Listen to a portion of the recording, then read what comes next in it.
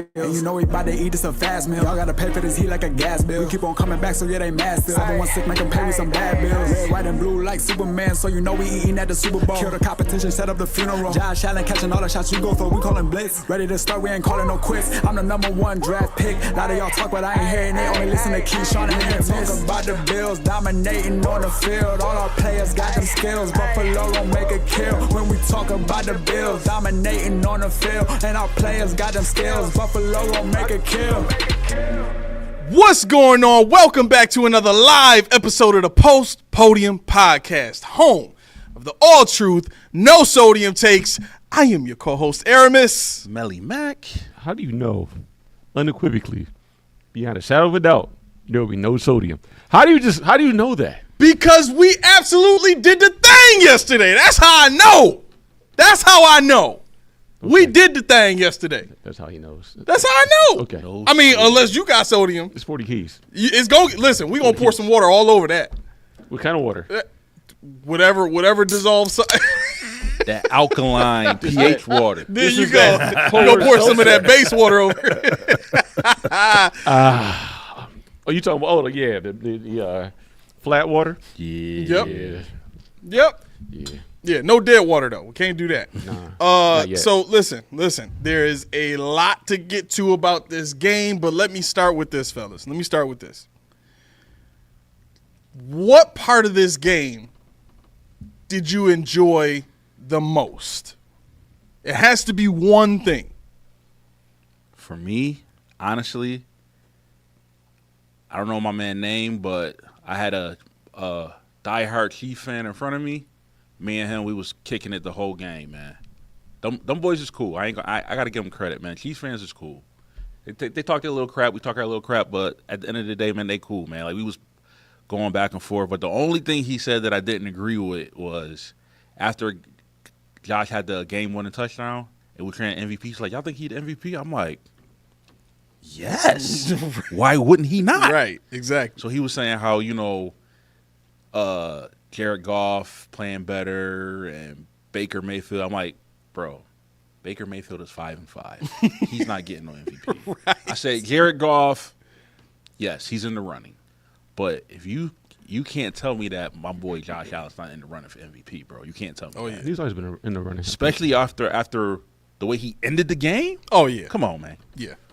To me, that solidified it right there. Like, yeah. He's firmly in the lead spot for that now, and I think the space between him and second place got a little bit further after this game. So, and then, too, he was so cool. So, we had – it was Bills fans down there, bro. They had the Kermit the Frog with the wig and the Mahomes shirt on. Yeah, hanging off a tree or something like that? The girl had it with her. She had it in the crowd. So, my man took a picture with it. With the Chiefs, he just took a picture with it. So, like, man, I just had a blast. Like, the crowd was crazy. Every seat was filled. Like, it was crazy. Oh, yeah. Bills fans, Chiefs fans. Like, we would say, go Bills, go Chiefs, go Buffalo, go Kansas City. Like, it was crazy, man. That was my favorite part of the game, was just chilling with the KC. Like, I hate to say it because they're supposed to be our rivals, but KC fans they like, yeah. They you know what? I completely agree with that because we're like the guy. There was one Chiefs fan sitting in front of me, and he was between like the whole like 4 people on both sides of him was all Bills fans. He was the only one with a Chiefs jersey on, like in that space. And every single time we scored a touchdown or did something good, they was like rubbing his head for good luck and stuff. And he was just sitting there taking it, just not even moving. Like, you know what I'm saying? Like, part of it might have been he knew where he was and he might get mauled if he said something about it. But even like there was like 3 Chiefs fans sitting behind me when Josh scored the touchdown. I'm like standing up screaming. I turn around, they just sitting there like this. I mean, like if it was Patriots fans, they'd be like giving us the finger and starting fights and stuff like that. So you're right. Key, what was your favorite? Favorite part of the game for me, obviously I wasn't there, but for me it had to be the aggressive nature of the D-line. We blitzed 10 times. Well, 10 of Mahomes drop backs were blitzes. You contrast that by the fact we got 65 blitzes on the season. Yeah. We're 11 games in. You have 65 blitzes on the season. 10 of them came yesterday. Now, keep in mind, the top 8 blitzing teams in the league already have 100 blitzes on the year, and they only played 10 games. Dang. So, yes, kudos for that. I liked the aggressive nature, just in totality. Because if you look at the defensive backs, the line they didn't bail. Yeah, exactly. You know, we play a lot more man out there. You know, Yep. and I was shocked. Me too. shocked. I was like, yo, Like- they actually doing what we talked about on the show. but to be fair, I saw an article today, and it kind of lent some insight into why that was. This is for A to Z Sports. I saw Bill Von Miller rejected head coach Sean McDermott's message in the best way possible before the win against the Chiefs. So basically, you know, McDermott said, you know, this is one game, you know, what is it? This isn't an end goal. This isn't a Super Bowl. Blah blah blah. Vaughn said, we like to perceive our occupation, our job, as a tip of a spear. Basically, it goes on for him to say we were going to hunt it. We were all in. This was like a Super Bowl on the D line. He said, I'm not going to say the word, but he said 100 years from now, nobody's going to remember. And we're like, F that. This is a big game. You know, this is why we're here. When the bright lights come on, we rise to the occasion. See, that is the difference between what we saw before and what we see now. Now, was it Wu Game and already warned me that I couldn't badmouth his coach, which I don't plan on doing.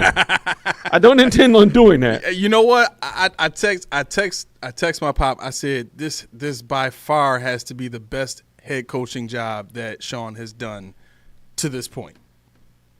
Would you guys agree with that?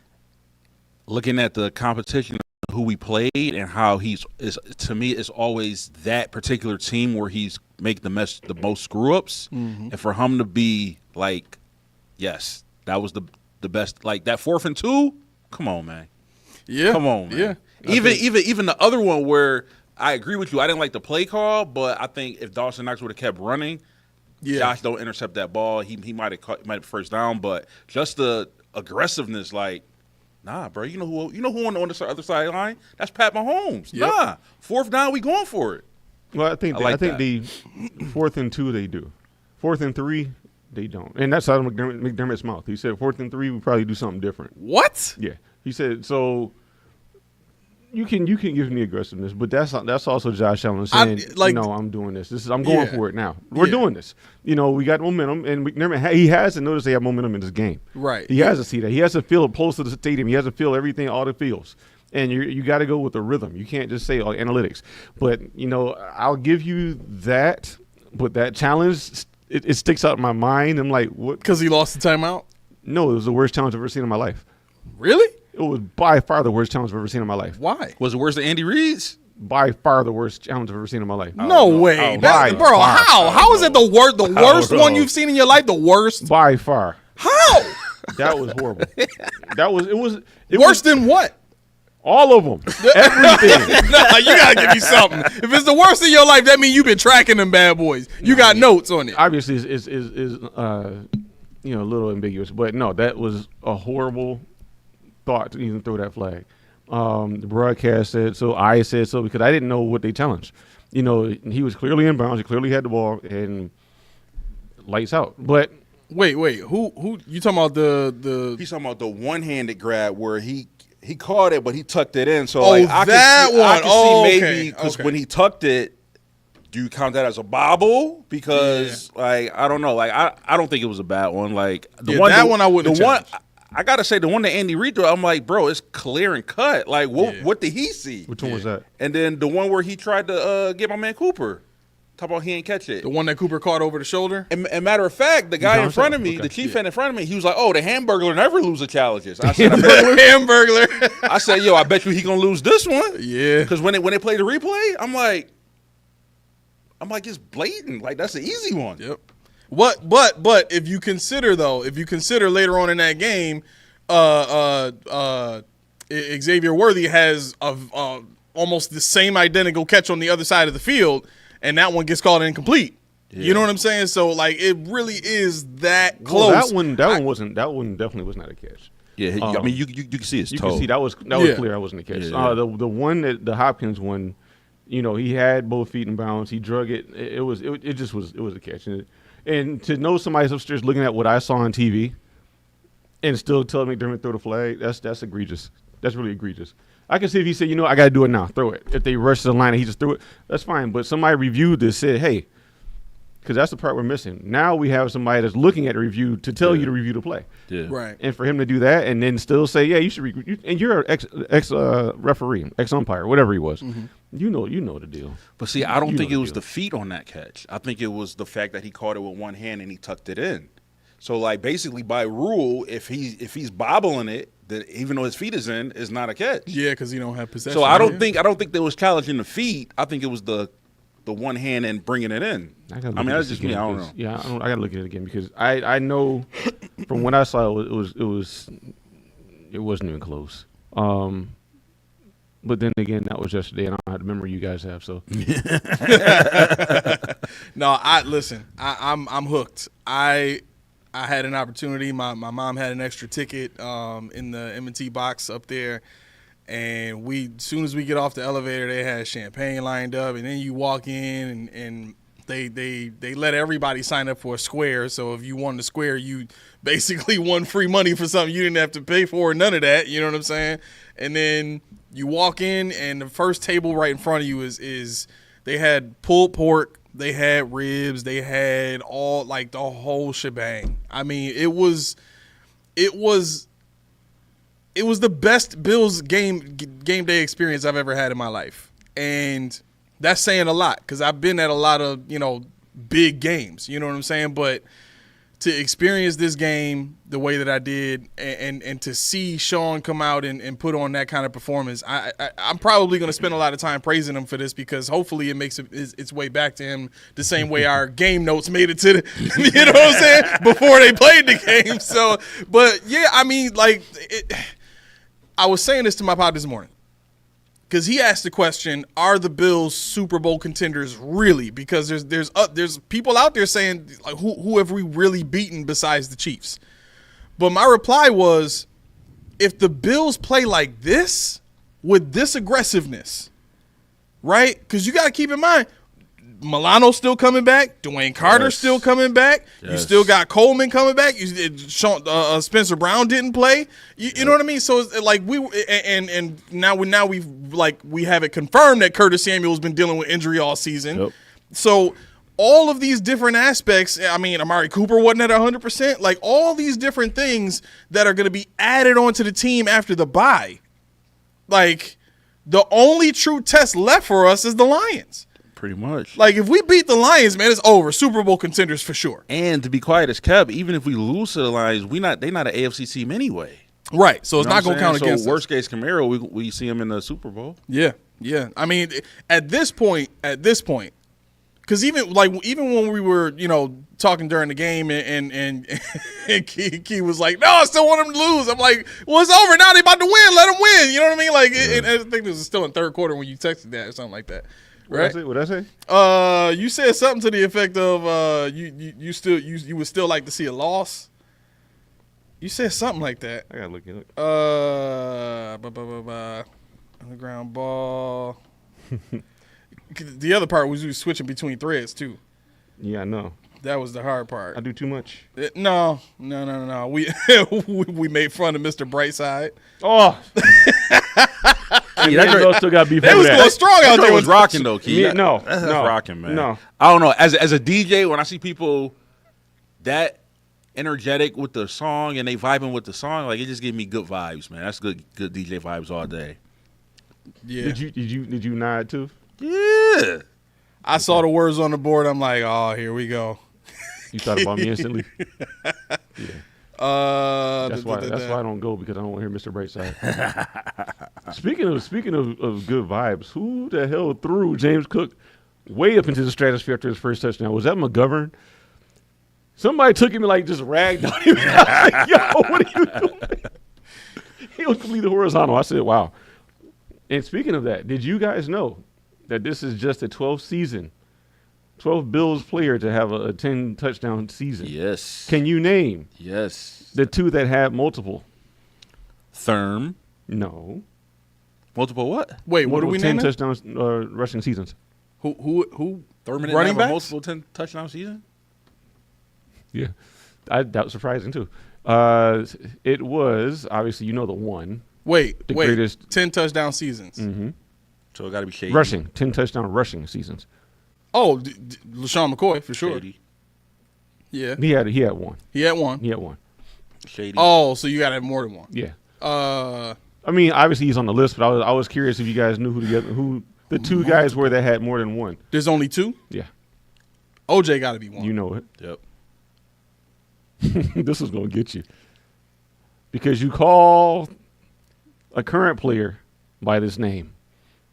Not on the Bills, a current Ravens player by this name. A current Ravens player. Mm-hmm. You just looked it up. You know who it is? No. I want to get this. A current Ravens player by this. So The last name is right. The first name you keep screwing up because of this player.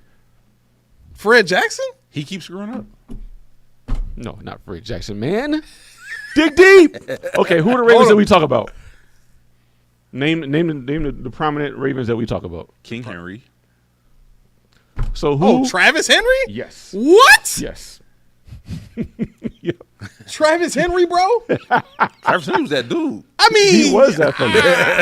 yeah, but And then you gotta look at who was on the team at the time. I was shocked. well, yeah, that's a good You know what I'm point. saying? That's a I good was point. shocked that Thurman obviously. I was shocked Thurman not on there. He but, had one- but I forgot Thurman was a receiving back too. Like he was like the Christian McCaffrey. Yeah. Yeah, So he would do both. Thurman had one 11 touchdown season, and the other was like 9 touchdown season. So he was close. Yep. He probably had like 4 or 5 receiving touchdowns, but they ain't rushing touchdowns. For the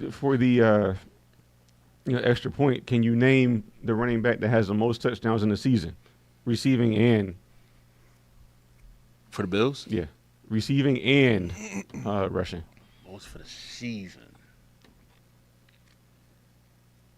It's not OJ? It's OJ. Yeah. It would have I wanted him to say Thurman. That's why I say you OJ gotta had be- you gotta 23 be OJ. touchdowns in the season. How many? 23. That's a lot back then. That's a whole lot. That's a lot back 23, yeah. Bro, he was, from what I obviously I wasn't born, but people just telling me like that dude was unstoppable. Yeah. Like, I mean, think about it. He was the first 2,000-yard rusher, and what they play, 12 games in the season, 14 games in the season. That's crazy, And- though. You know what I'm saying? Yeah. And you the first one to ellipse 2,000 yards. Yeah. Oh, I'm sorry. Yeah. Cookie Gilchrist did too. Cookie Gilchrist is on the list. Oh, that's why they Cookie. yeah. Okay. Looky, here comes Cookie. So the 4th and 2 thing, I don't know. I'll just say this because I don't want to. There's people out there that are giving Sean credit for that decision. In my mind, he didn't have a choice, and what he said after the game kind of fit in line with that thought process of, well, it's friggin' Andy Reid and Mahomes. Like, you know what I'm saying? Like- if you don't go for touchdowns, it will come back to bite you. So we decided we was going for it. And that's cool. I think that's the right decision. But at the same time, what decision did you really have? You know what I'm saying? Now, I will say this, though. Did you see the Ravens and Steelers game? I saw parts of it like they were showing during the game. Mike Tomlin, I wish I had some shades on. I don't care if it's 4th and 1, 4th and 10. He not going for it. Really? Bro, He won't do it. they had a stat up. Every 4th down that they didn't go for, the analytics says, yeah, Right. flashes on. Boswell, let's go. Punter, let's go. He would not do it. But look at that defense, bro. That was my thought. Like You got gotta TJ be- Watt. Like Yep. he manhandled one-on-one Derrick Henry. Yep. He came out of back. Watt said, "Oh, really? Pow!" I'm like, "Yo." So I don't. The problem is though, in the playoffs, I think Tomlin gonna stick to his guns and not do it, and that may cost him the game. Because I'm telling you right now, if you see Kansas City or Buffalo, and you kick it, you're not beating us with field goals. No, there's it's no not way. happening. Right. I'm surprised they beat the Ravens with just field goals. They didn't have not one touchdown. Yeah. Not one. Yep. All field goals. You're not beating KC and Buffalo like that. I'm sorry, you're not. Right. That's a great Nah. point. Yeah. No, as much as people are talking about the Steelers are a team you don't want to see in the playoffs, I mean, what did they add this season that was different from when we saw them in the playoffs last year? The only thing that people are giving them credit for is Russell Wilson. Right. And that's on offense, right? So Yep. I'm saying all that to say Josh has seen this defense. We know how good they are. Fine. Yep. Give them their flowers. Yep.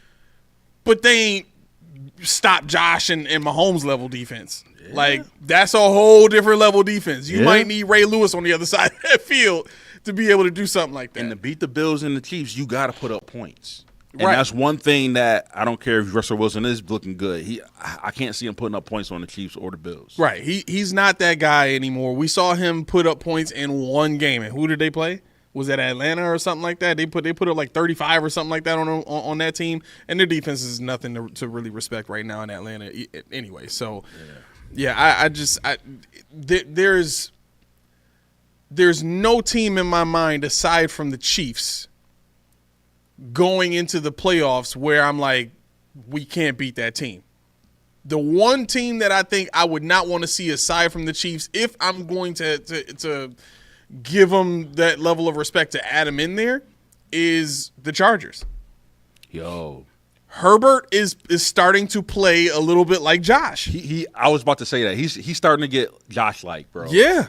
Like, you see them 2 long runs he had? Yep. And he's slinging it, bro. Yep. He's slinging it. And you know what's scary about the Chargers? Did you see their offensive line, bro? No. Them boys is massive. I'm Right looking up at your alley, Keith. I'm looking at these dudes like, ooh, them boys is big. Yeah. Big thoroughbred boys. Yeah. Like, But see, that's why they can run the ball now. That's what happens when you get a Lamar Jackson or Justin Herbert. They have the capabilities, but they don't have the team around them. You finally get teams around them, and that's what we're worried about. That's what I said. I think before the season started, I said, we're banking on winning the AFC East, but the Chargers are coming, but the Steelers are coming, but Lamar's got Derrick Henry now. So these teams are not just going to sit back and say, it's you and the Chiefs for the next 10 years. No. right. They're trying to get in the mix too. They like, we might not get there every year, but we're going to knock somebody out on the way. Right. And that's what the Bills need to do as a mind state too. And that's where Vaughn was. Vaughn said, this isn't just, this is a huge deal. Yeah. And we need to approach every game as such. And that's how you win games, when you approach every game as such. You got Josh Allen, I guess, finally finding his voice. Where he's like, I'm not coming off this field. We're going for this, whatever. Mentally, and I'm not talking about on the statistically and stats was, but I watched him during pre-games. Josh was locked in, bro. He was locked in mentally. You can see it on his face, bro. He was locked in. He was locked in, and I need him like that. Even after when it was when they gave it to him to talking to pressers and interviews, bro, he didn't smile. He didn't beat his chest. He was like, it's a regular game, man. Because he know what's up. Yep. He know. I've done this. Matter of fact, yeah. He did it 4 times in a row. Now, yeah. 4 times, like 3 times before bro, that, like it was nothing. It's like this is what he does, but he knows January coming. Right. He knows January coming. So I kind of like that he's not like got the smiles and we did it and all like that. Like, don't get me wrong. I'm cool with Vaughn being excited because you want that, especially for the defense. When you want him to smack boys around, especially Pat Mahomes. Yep. But for Josh, I don't want him to be satisfied. Right. This is good, but this is not what we're looking for. Right. And Josh, to me, that's he nope. He's like, yep, it's regular game. Like I'm talking about like no smirk, no smile, no nothing. It's just like. That's Josh. I mean, the other Joshes were manufactured. The Josh that we were talking about, the actual Josh, and this is not because I've ever dealt with him, but the actual Josh is not going to give you a soundbite. You can see on his face, he's not. I mean, he might be personable, in his personal life, but he doesn't. He's a man of few words. Yeah. He doesn't talk. He's not really involved in a lot of stuff. He says what he has to say and keeps it moving. So you can find value in that when that's truly somebody. But if you're trying to force somebody to be that way or vice versa, it just doesn't come out right. Yeah. What's going on with Nightshade? Nightshade Jones is saying you're going to sit here and literally say, oh, Josh said I'm not coming off the field. You're a wild dude. That's why I can't watch this garbage. Josh said he's not. Bye-bye. Who said that? Yeah. I mean, peace. If you're going to bounce. You know what I'm saying? But I don't think anybody was sitting here saying that. My pop said, what about the Ravens? I mean, how do y'all feel about facing the Ravens in the playoffs?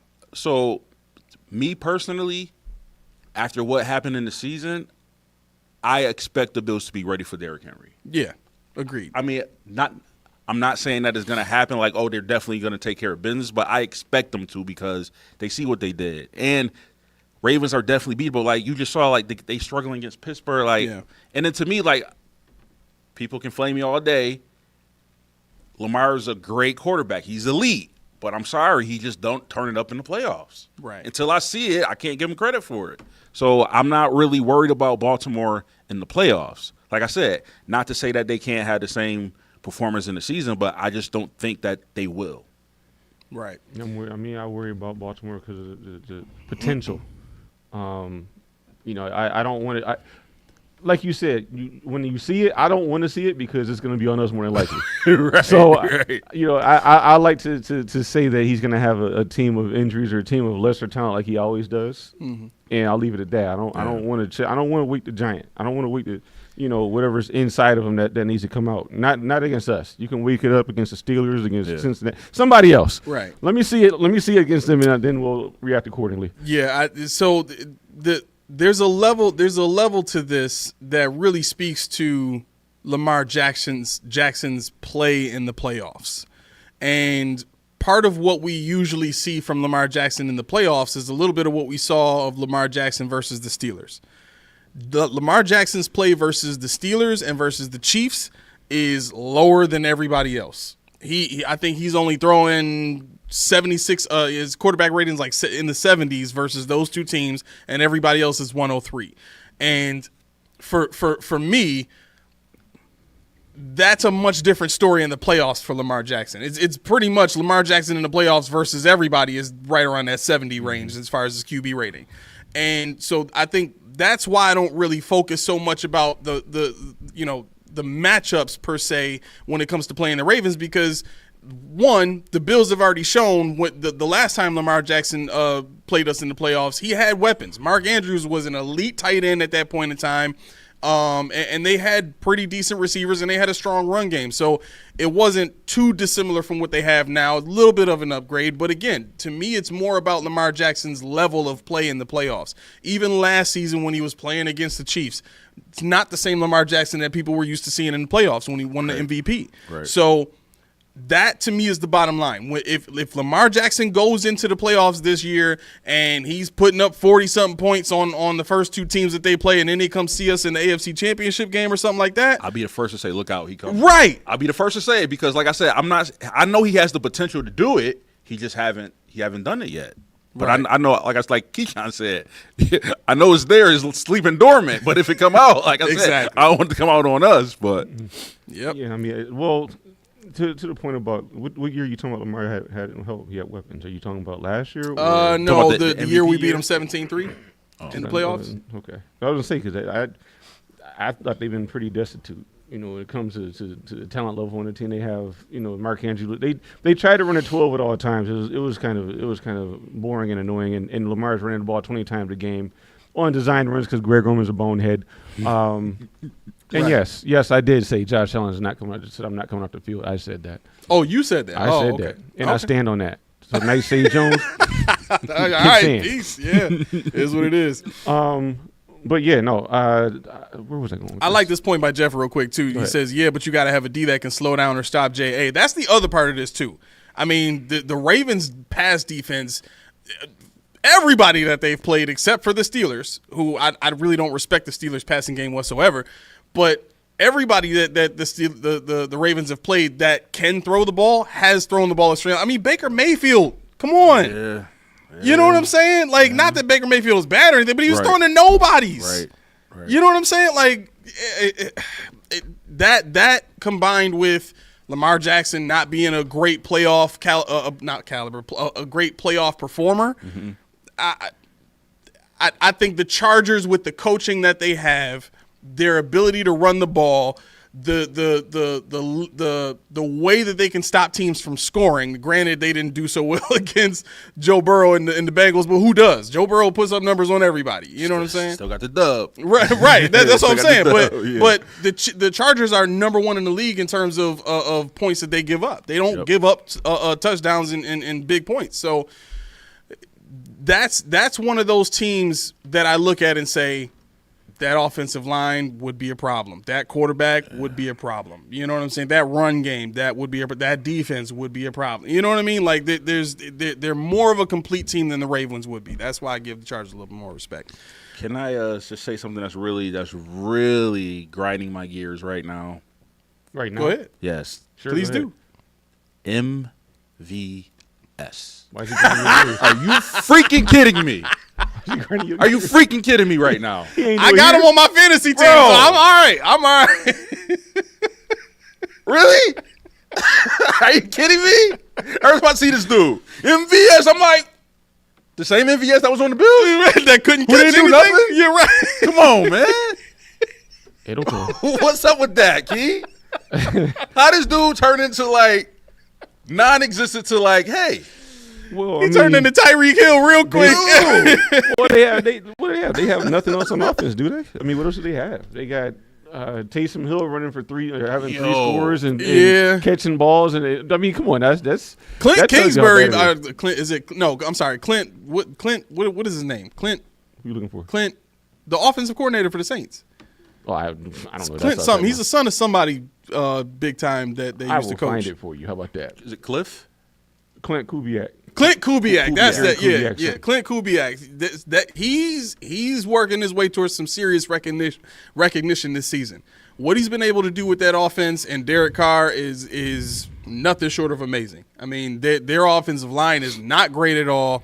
Derek Carr is probably slightly above average at best, and losing Shaheed early in the season the way they did was a big blow. And I think that's the role that MVS is filling, and I think that's why it's been easier for him, because the role that Shaheed was playing was the same exact role, just catching a lot of deep balls. Yeah, You know what I'm saying? He's got 6 catches on the season for the Saints. What you got, like 200 yards? 201. 201? How many touchdowns? 3? 3. Yep. Come on, man. I mean, How many have for us?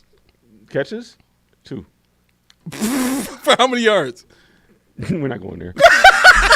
26. 26 26 yards. yards? Come on. Unbelievable. Come on. Now, Unbelievable. I don't know what those intended air yards are. I can look it up later, but yeah, I mean, I'm just like, all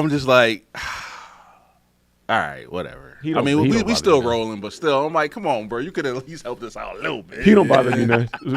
Yeah. That MVS, because the more they throw to him, the more he's going to drop. So it's all good. Right. That's probably the biggest, take from all of this is what pressure is on him to perform in New Orleans. Yeah, really, exactly. You know what I mean? He's got no pressure on him. All I got to do is go out here and just play my game, which is catch the deep ball. That's easy. He's It's a easy. starter right now. Right. So he's played 3 games. He's had 2 catches a game. That's basically what it amounts to.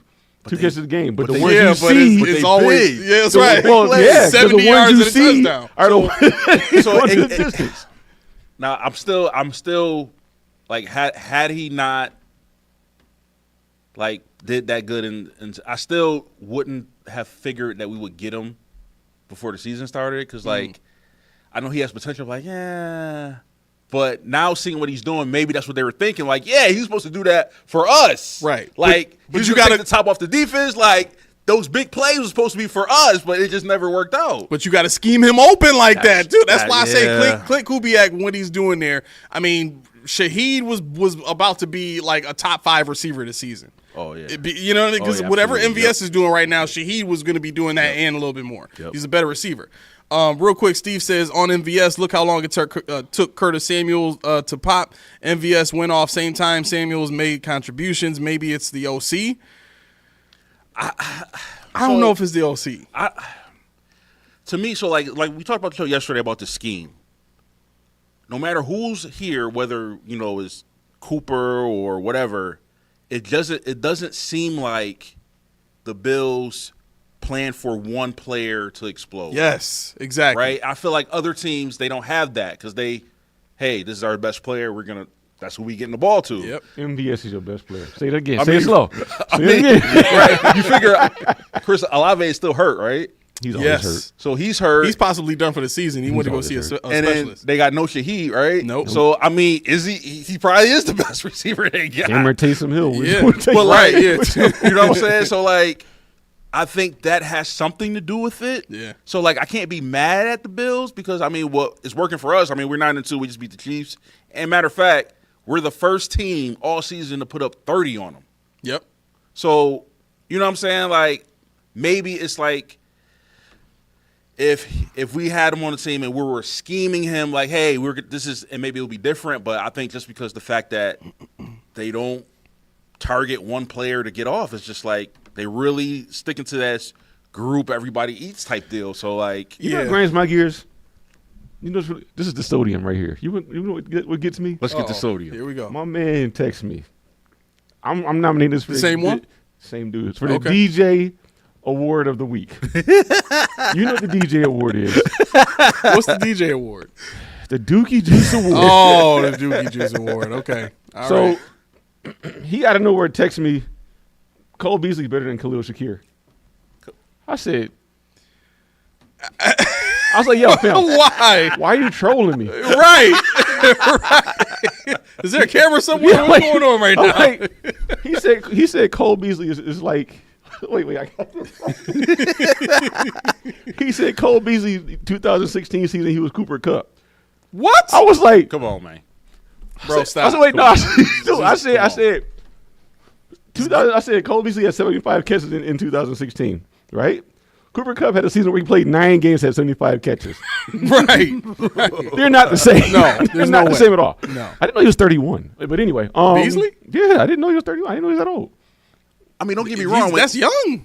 When he was Cooper with Kupp. I feel like when- he just came in the league. My bad. when he was with the Bills, don't get me wrong. He was No, he was. He Yeah. was that fella. he was always open, Right. but he was feeding them. But he would That's the thing. See, that's the difference. Shakir's. Always open, and he You know what I'm always- saying? Exactly. Yeah. Exactly. You know, he always open. I'm like what are we doing here? What are we doing? What are we talking about? You just want to get on my skin. So I just want to make sure it wasn't just me. You know, because Cole Beasley is not better. Cole Beasley said it. He's not better than Khalil Shakir. He said it? Yeah, he said Khalil Shakir is like him times 2. Really? Yep. Yeah. Yeah. Wow. So yeah, that was my nomination for that. So let me ask you guys this Go real ahead. quick. And then I got Jeff asked the question I really want to get to.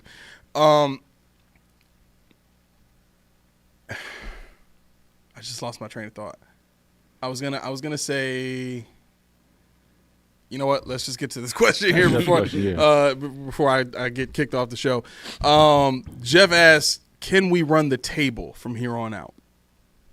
See, this is why I wanted the Bills to lose this game. Oh, come on! I knew he was gonna say that. I knew he was gonna say that. I knew that was coming. Because on. I wanted them to lose because in my mind, if they get an L and now they got 2 weeks to stool over, Then they would definitely run it. bro, Okay. they coming. Like you know how pissed off they would be. Yeah. But now that they won, I like how Josh head is like. Josh is like, yeah, whatever, we won. But I don't know. I don't know if it's enough to carry them throughout the season. I don't know if it's enough. I don't know. The only loss that I can see right now is the Lions. Like, I think we beat San Fran. I think we beat New England twice, and I think we beat the Jets again. And Yeah. I think we Only beat the team Rams. So right, like, right. It's just the Lions. I'm worried about. that's the only team. And like I said, even if we lose, they are an NFC team, so it's not a big deal. And plus, like I said, like win or lose the Chiefs game, we're both winning the division. Yeah. You know what I'm saying? Yeah. So Interesting. no one asked me who, but I'm going to say no. They're going to lose somewhere in here. Probably that New England game at the end. I mean, Why? if they don't need it, That's what I'm saying. If you're talking about we're at 9-2 now, you're talking about running the majority of the table. We'll give them 2 more losses. That'll give them 16 and what is that? 12-4 Yeah. going into that New England game. So I don't think they'll need it, and I think they'll lose that one. But neither here nor there. I don't see a team here. I'm just like going to pack it in. What if the first seed, the 1 seed is on the line? Think they They'll play for it. then they have to I play. think they will. Yeah. Yeah. I think they will. But so speaking of that, let me ask y'all this question: do y'all think we bailed the Chiefs out? What do you mean? by beating them now? Yes, because here's the thing. Let's just say Chiefs would have won, right? To me, and I know how competitive Mahomes and Kelsey is, and I know how Andy Reid thinks. I already know their main prize is to three-peat. Mm-hmm. But if they had a shot to three-peat undefeated, they're taking it. 100%. 100%, right? So to me, it's like bowling, right? Back when I was bowling like 3 times a week, my average was like a 180, 190, right? So anytime I had a 200 game, I was happy, right? But a 300 game, right? There's times where I got close, but I'm like, oh, snap. I'm going for the 300. Right. Even though that's not my, you know what I'm saying? That's not my goal. Like, my goal is just to make my average. But if I got an opportunity to get to 300, I'm definitely doing it. Exactly. So I think it's the same thing with them. But by now, since we beat them, now the last 2 games, as Key said, if you don't need them, Carson Wentz, come on. Now they don't have to play for it. Because now, I think the only way they play for it is if the Bills are threatening for that number 1. Right. But if they, like I said, if they would have won, now the Bills are behind 2 games, right? And like I said, maybe you don't need to play those 2 games. But now, Pat Mahomes probably would have played all those games to the last week because he wanted that perfect record. But now, since they beat them, they don't need it no more. Yeah. I mean, there's pros and cons both ways. I see what you're saying. Yeah, I do think that matters to a degree because one of the other things that can happen with Mahomes if he doesn't play those last 2 games, he comes into the playoffs rusty. You know what I mean? Yeah, that's true. So there's a level of that too. I don't know. I think for me, I would say I'm more worried about what the Chiefs learned from this game. You know what I'm saying? Because watching. And I was talking to my pop about this earlier today. I mentioned that drive, the touchdown drive by the Chiefs in the third quarter. That was a different Chiefs team. Those were different play calls. That was a different tempo. Like they were speeding things up. They had a sense of urgency. It looked like they were playing playoff level football during that drive. You know what I mean? With everything that was happening, the way that they were, speeding some plays up and huddling for others, the route concepts, just everything that they were doing on that drive just seemed to be completely unstoppable. And I will say some of the defensive calls during that drive too, because at that point in time we were up 9. During that drive, we didn't blitz. We didn't press. We gave space. Even with the space that we were giving their receivers, they still ran, a couple of motion routes where, motion speed outs where the guy can, run the motion and then just run right into his route. So to me, seeing that drive, that's what really worried me because it's like, wait a second. This is the Chiefs team that we've been dominating up to this point. As far as, like, defensively. You know what I'm saying? Like, they haven't been able to do what they want. They can't run the ball the way they want. They can't get the ball to Kelsey whenever they feel. It's hard for Mahomes right now, and we're the reason that is. And then for it to just seem so effortless on that touchdown drive, it was like, wait a second, where's this been the whole game? Are they saving this for the playoffs? Is this a case study that they're doing to make sure that, whatever they think is the fix for our defense is going to actually work in the playoffs? Because it damn sure worked here. You know what I mean? Like that, seeing that was like, okay, wait. Is this still Sunday at 4:25? No, I think that was just the Bills trying some new stuff. The whole game was them experimenting. I mean, you think it's the first game they came out that aggressive. The first game that they came out, you saw so much motion before the snap. They were just trying a lot of stuff. Terrell Bernard was going to, off himself all yesterday. He was yelling at Taron Johnson on the first touchdown. He was yelling at Dorian Williams on the second, was it the second touchdown maybe? Where one of them was actually his fault. I think he was just in his own emotions. But they were just doing a lot of stuff on the back end that they never do. So I think they got caught up in the shuffle for a little bit. Okay. If you notice, they had Hamlin coming across in motion to drop back into safety, and they would swap Taylor Rapp, and they were, it was weird stuff. They flipping the field. It was just, I think they were really just trying some stuff to see what stuck. All right. Sal says you were not going to stop KC all night. Come on now. I mean, they scored how many points? 21? 21. That's it. So they didn't score nothing in the first, nothing in the third. Right. So I mean, it's funny, like the Bills, like you called it, it seems like after the first half, the Bills was like, oh, that's what they did. Mm-hmm. I can see it now. I got you. Normally, the Bills only give up maybe a touchdown. That's it. In the One second touchdown in the half, second yeah. half. Like, you're not scoring on them in the second half. So unless you up by like more than a couple points in the second half, you're probably not going to win that game. Right. Same thing with the Chiefs. But Mahomes is a competitor, and like I see what he's saying. Like, you're not like eventually they're going to get one off. Yeah. You know what I'm saying? And they did. But you're right. For the most part, they had like this was out of the 8 games.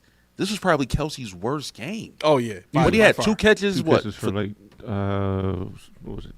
That's crazy to me because I figured, oh man, Kelsey's about to go crazy. Right. Was it like 2 for 9 or something like that? But no, I'm like, man, Yeah, but I mean, it almost 2 for 8. It almost begs the question: why didn't you just sell out to do that any of the games before or the playoffs? Because see, that's the thing. That's what I was getting. I think I texted you or tweeted it. I don't know what I did, but it's out there in the stratosphere. I said, "Will this be the game where the Bills say screw it? Let's try everything we got. Let's just and throw they everything did. we got at them." And guess what? It freaking worked. Mm-hmm. Like, okay, so we agree now. This is the team that can beat the Chiefs in the playoffs. If they do this, they can. I thought they could be. Now I did. let me add this caveat. I believe in January both teams going to be at full strength. Mm-hmm. So you got Pacheco, probably Harrison Bucker, which I mean in this game he wasn't. It wouldn't have been a threat because they didn't even go for a field goal attempt, which is all extra points and touchdowns. But I don't know if I think Brown is coming back. Hollywood Brown comes back, but I don't know if Rashid is he out for the season or can he come back in the playoffs? The torn ACL, he should be out. Okay, so he's out. Mm-hmm. So they got guys that they were missing that would definitely help them out. And we got Spencer Brown will be there. Milano will probably be there. Coleman will probably be there. Kincaid probably be there. So I don't know. Like it's to me still in January it's going to be close still. Like I don't think one is going to like you said no, we ain't going to destroy them. They're not going to destroy us. But I think it's closer. But yeah, I'm not. Can we just take a moment here to just recognize Terrell Bernard and his greatness? I mean, that's the retention you have to have. You got to re-sign that guy. You have to. And he remember, half of the defense was not there in the January game, playoff game. Yeah, yes. No Bernard, no Hyde, no Poyer, No Milano, right? no, Yeah, neither one of them. no Bernard. So like, Yeah. I mean, had he would have played, would have been different. I don't know, but probably because Bernard, he's different. Bernard was huge. Yeah, I mean, He was huge. He's a freaking Last nature. night, Cam Lewis somehow. Cam Lewis Cam was was balling. Cam He Lewis definitely the last stepped up this two season. games, Cam was two games in a balling. row. He's They gave him a role. That's what it was. They gave him a role. Said we re-signed you. We gave you your millions. Yeah. Go do what you're supposed to do. Play free. I hate to do this, but I got to give credit to the what you call to the tackles, The Bro. defensive tackles? the offensive. They didn't let Chris Jones through. Oh, yeah. No, Baldinger gave credit to Osiris Torrance for that. Yeah? he tweeted it out. Yeah, he said, "I have it." The dude in I front have of it. me, Go ahead. He had a Chris Jones jersey. I'm like, I'm like, that dude gonna get us. He said, oh yeah. He said, but you know what he said? He says, your boy been having him in check so far. I'm like, man. And then when he went down, I'm like, no. Well, Brandon Because that's what I said. That he was like, I hate to say it. He's like, this is my boy. 9-5 is my boy, but he been having him in check, man. And he kept saying, if we don't sack him, we don't get at least one sack, we're not gonna win. The Chiefs fans were saying that, like, we got to get a sack on him. And every time, Joshua wasn't having it. Yeah. Yeah, Brian Baldinger said he at 78 King Bo had himself a day on Sunday, locking up Stone Cold Jones like no one has done. Dude. You need a cyborg to neutralize Stone Cold. Bills Mafia, Baldy's breakdowns. Man. So he lofty comments from words of encouragement from Baldinger. Now, did you hear about the basketball game, the Rick Pitino game this weekend? I think it was. Junie, did you hear about it? So Rick Pitino, he's basketball on the show, bro. Yeah, but this you'll like this. You'll like this. This was at St. John's where Rick Pitino's the coach, and the crowd now is yelling at the New Mexico coach, "Who's your daddy?" Pitino's like, "Chill out, chill out, chill out, chill out. Don't say that no more." Now, they wouldn't stop. You know what's ironic about it? What? The New Mexico coach is his son. So technically, No Who's way. your daddy? No way. Technically, who's your daddy? That's his son? His son is a New Mexico coach. So he was coaching against his son, and the crowd was like, "Who's your daddy?" Wow. Who's your daddy? He's like, "Stop it, stop, no, stop." Oh, man. Can you imagine the after game? Pops, really? I tried to tell him to stop. He wouldn't listen to me. I didn't tell him to say that. I was like, "Yo, I was on your side." What were you trying to prove, Dad? How am I explain this to your mom? I don't know. Yeah. And also, Clash of Titans, 32-29, dad over son. How does this boy keep picking these teams? He picked Colorado this time. Did he really? Justin Hunter is the best player in the game. He does not know anything about anybody in college. So he wait, said, "I'm gonna go Colorado this So time." I'm he, like, he didn't know about Colorado. no, he just picked them. He just picked them. Said, "You know what? I'm gonna roll with them. They're the Buffaloes." I said, "I hate you, son." Who'd you play? Kennesaw State? No, Who'd you have? Arizona. Oh. Yeah, so yeah, it was funny because I don't know how I'm doing this, Dad. Why am I so good? I'm like, yo. And now teaser, she's egging this on. She's like, "Can you know he's playing on an easy level?" I'm sitting there stressed out, like if he beats me on and you say easy, oh God. So then he did something ridiculous, and I capitalized and I did what I always do. I waited till the last second, kick the field goal, boo. 1-1. Independent Aquaman, welcome to the show, my man. I like that Because name. you are in the chat, you are now part of the Podium podcast family. There's no way out for you. You're stuck. So just La deal with it. Familia. That's it. He says, "I'm a Golf Lions fan if it isn't obvious yet. LOL. He is the NFL's best QB right now. Yes, better than Mahomes. But the Lions could do better without him than the Chiefs can without Mahomes and the refs." He then goes on to say, "And that is also why I think your Allen is more valuable than my Goff, but not as valuable as Mahomes and the refs." That, you know what? I kind of agree with that. What do you mean? I kind of agree with what he's saying. He's a better quarterback. Because, like, Goff is balling, but like he said, without him, they could still win games. Yeah. You know what I'm saying? Yeah, the team is built to win without Goff. Yeah. I'm sorry. no I doubt. can't. I hate to say this wearing all my gear. I cannot see us winning without Josh, bro. No, there's no way. Oh, I can't see it, till Key. your boy Trubisky gets in there. I'm Just sorry, you wait. but I No can't way. see it. Super Bowl. Key. Super Bowl. Shut all that down. Yo, That party is shut down. I'm not gonna lie, man. If that ever happened, that will be the most hilarious thing ever. Because Keith said it happened. I don't know. I just can't see him winning without Josh. It would be. I could see it. Not as easy. Not like a golf kind of thing. Like Yeah. I could see like the world is not over. Yeah. Because Josh is hurt, but it would be a hell of a lot harder. You have to put your thinking cap on it as a Joe Brady. This would if Josh wasn't playing, this would get Joe Brady a head coaching job. That's how easy it is. And did you know, while we're talking about golf, he's only the 11th quarterback to have a stat line like he did the other night. Yo, I ain't gonna lie, man. Like I said, that's why I said, to me, overall, right now, I think they're the best team in football. Like, Lions is balling right now, man. They really balling. He's not. How can I say this?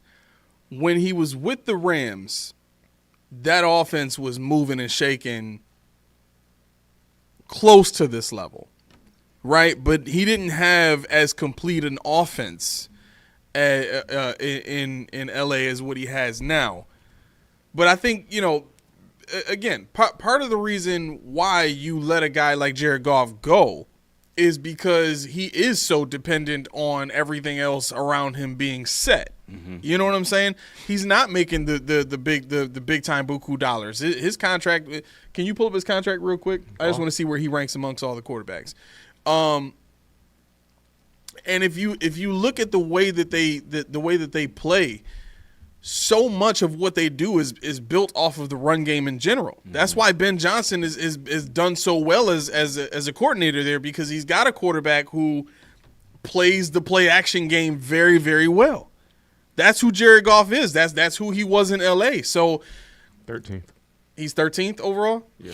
Right. So he's I'll say this, and the Independent Aquaman, this one's for you. He is by far the most efficient quarterback in the league right now. Look what he put in. What? He said, "Okay, I guess I'll subscribe." Thanks. See, that's how you do it. You just tell them they stuck, and they come right in. That's all right. Come sit down. We got a plate for you. Yeah. So yeah, but I think that's how I would categorize it, because is Jared Goff playing at a very high level? Yes, 100%.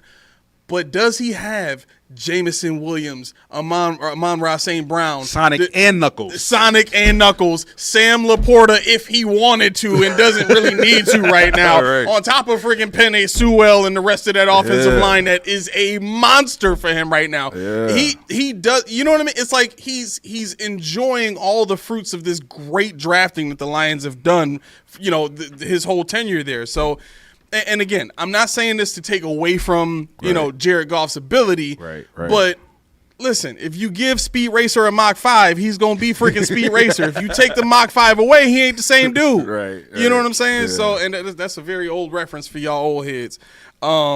Anyway, let's address this question while we're on it, right? Josh Allen being the best quarterback in the NFL right now. People are talking about it. We got to watch it last night. We've seen pretty much every other good quarterback that's out there right now. The way Josh is playing right now, is he the best quarterback in the NFL this year?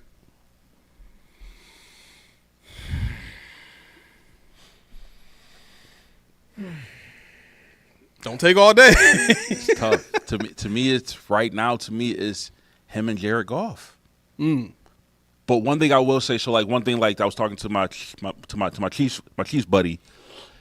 I think the difference is kind of like what you alluded to.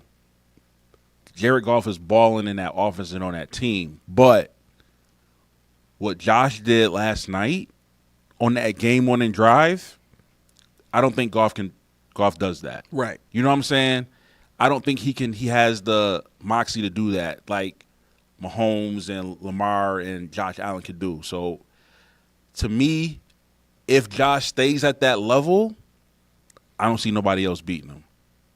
You know what I'm saying? He's playing at that all-star, elite quarterback level. Yeah. But to some critics, they want to see 400 yards, the 4 touchdowns. They want to see that. So, I don't know. So, it depends on what the fan is looking for when you say MVP. Is it really the most valuable player, or is it the most electrifying player? Because that's where it bothers me a lot of times, where they give this to somebody else and they basically say, oh, well, his stats are better. But remove him away from the team, do the team win? 9 times out of 10, the answer is yes. Like I said before, I don't see us winning without that man, without J17. Well, then let's even the playing floor here, and let's just say, what quarterback in the league is playing the game of football better than Josh Allen right now? And I'm talking about from a complete package of what quarterbacks are allowed to do in the game right now. What quarterback is doing all of the capabilities and the responsibilities of a quarterback better than Josh Allen right now? I think if you look at it from that perspective and just ignore what would happen if you took them away from their team, because, right. I mean, to a larger degree, if you take Jared Goff off of that Lions team, would they still be good? Yeah, but would they be as good? No, you know what I'm saying? Right, so it kind of goes both ways if you ask it that way. But which quarterback is fulfilling the responsibilities and the capabilities of a quarterback better than Josh Allen right now? To me, if you ask me, I don't think you can point to someone else other than maybe. And I mean, like, after Goff, because to me, Goff is number 2, and I think Josh is number 1. I would put Goff number 2, and then after that, I mean, well, let me ask you what y'all think about this. Joe Burrow is having a freaking season this year, right? He's putting up 300 yards in games that they lose. He's putting up points in the second half like nobody's business. And now he's got both of his receivers back. Yeah, they may not make the playoffs, but Joe Burrow's numbers have been better than Jared Goff's this season. Yep. They've been better than Josh's numbers this season. Yep. If I'm not mistaken, in fantasy, he's the number 1 quarterback in fantasy right now. I mean, if you're looking at touchdown percentage even. Let's see. Josh Allen's touchdown percentage passing 5.3. Joe Burrow, Lamar Jackson, Kirk Cousins, Geno Smith, Brock Purdy, and Matt Stafford are all higher. That's just, on the strength of what I see on my screen right now. Yardage-wise, Josh is 7th in yardage. Joe Burrow he's first in every category. Who's that? Burrow? Burrow. Yeah, Burrow. Yeah. Burrow's So up yards, there. Lamar's touchdowns, QBR, and interception. But I like this point though. Second-ish too. So Yeah. I don't know. I just don't know how to calibrate this. For the eye test, yeah, Josh is fun to watch. He's all that stuff. But if you're talking about, I think you have to define what the role of a quarterback really is in that vein. Because for me, if I'm looking to build my quarterback, I want a guy that's going to get the ball where he's supposed to get the ball to, at a high clip, and that would be a high percentage, yardage, whatever. It doesn't have to be yardage. You like the distributor. Yeah. That would be me. But then you like, something you would like the electrifying, the running, and that's why I'm sorry to cut you off, but that's why. When we talked about Josh Allen's last year, the 15 versus, I don't have any purpose for that. Because that's not a touchdown. Why are you doing that? Right. And I mean, I'm not discrediting he did it, but that doesn't make you a better quarterback to me, because that's not the role of a quarterback. Right. Now you see when you give James Cook the ball, what happens? Right. 10 touchdowns. He's getting all his goal, these red zone touchdowns. So it can be done. And Josh is still going airborne like he did yesterday, took a hit on the wrist, hurt himself. Just stop doing that. But, I mean, I just think it depends on what you're looking at as a quarterback, what you want. And I'm sorry, go back to your question you had there. Well, I just wanted to say I think Leak kind of clears this up. He says numbers aren't everything. He's had plenty of moments. He's talking about Burrow. He said he's had plenty of moments to win and close out games and couldn't. I think that's the separating factor, and I think that's what I'm talking about when I say all of the responsibilities and the capabilities of the quarterback. Leak is right. To me, it's. I'll say he's right to me. He may not be right to other people, but I think Leak is right. I think when you look at the quarterback performance as a whole and what they're asked to do for their team, Josh fills out more than what he's asked to do, and he closes out games, and he doesn't put his team in bad spots anymore, and he's taking over games like he did against the Chiefs. That to me is above and beyond the level of consistency that I've seen from any other quarterback this season. Yeah, Burrow's got the numbers. Yeah, Burrow's got the yards. Yeah, all of that. But Josh's performances are producing wins. Yeah. Like almost by himself at times. Yeah. You know what I'm saying? And so the caveat to this, though, the only caveat that I see to this conversation, which really makes it interesting if you think about it, Josh has played all teams under 500 up until this Chiefs game. Now, he did to the Chiefs what he's done to every other team that we've beaten this season. But again, until the Cardinals beat somebody else and go over 500 for the first time this season, the only team over 500 that Josh has beaten has been the Chiefs. What do you guys think about that? I think it depends on. So, I don't really look at the record.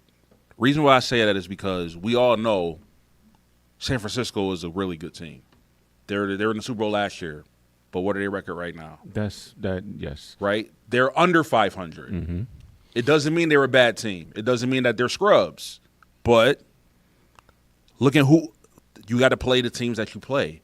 So it's not the Bills' fault that we've played who we played. Yeah. You know what I'm saying? It's not Cincinnati's fault. Like, we got to play who you play. So, like you said, no matter who he plays, whether it's a lower team or a bigger team, when he wins, it's the same. There is no disparity, right? Josh is the guy. So, I'm a little bit of both of y'all. Like, I want somebody to distribute and do what I need them to do. At the same time, if I need you to take over a game, I need you to take over the game. Yep. And at the end of the day, probably the most valuable asset is you have to be clutch. That's one of the things that make Tom Brady so great. It wasn't because he had a strong arm, or it wasn't because, he could get the ball out quick. It's because when the game was on the line, he won. Yep. Just like Mahomes. Yep. These boys are clutch, where you don't want them to give them the ball with any time left. So I think that's part of it too. So I think Josh has all of that. Now you talk about clutch, the clutch gene, game-winning drives. Yeah. Joe Burrow has not one four-quarter comeback, not one game-winning drive this season. Not one. Wow. Pat Mahomes has four-quarter comebacks and 4 game-winning drives. Kirk Cousins 3-3. Jared Goff, Kyler Murray 3-3. Jalen Hurts 3-3. Lamar 2-2. Geno Smith 3. So these guys are putting up. They're putting these teams on their backs. Yeah. You know, and and that's. Would you leave me alone? That's when. We have a friend in here we've been trying to get rid of for a while. It's like this one dude. It's me. It's something about me today. But I think that's, if you're talking about putting a team on their back, you're talking about it's style points really. You know, because people are doing it. It's just who are they doing with and who are they doing it to. Like you said, I can't control who lines up across the field for me. I got to beat them every week. This isn't college. There's no power ranking. Right. Yeah, it's record. So if I'm playing against somebody that's like you said, the 49ers, that's why I hate when people say, "Oh man, we got this." Who cares? It's a name on the front of your jersey. It's a logo on your helmet. Well, we ain't got no logo, but anyway, joking.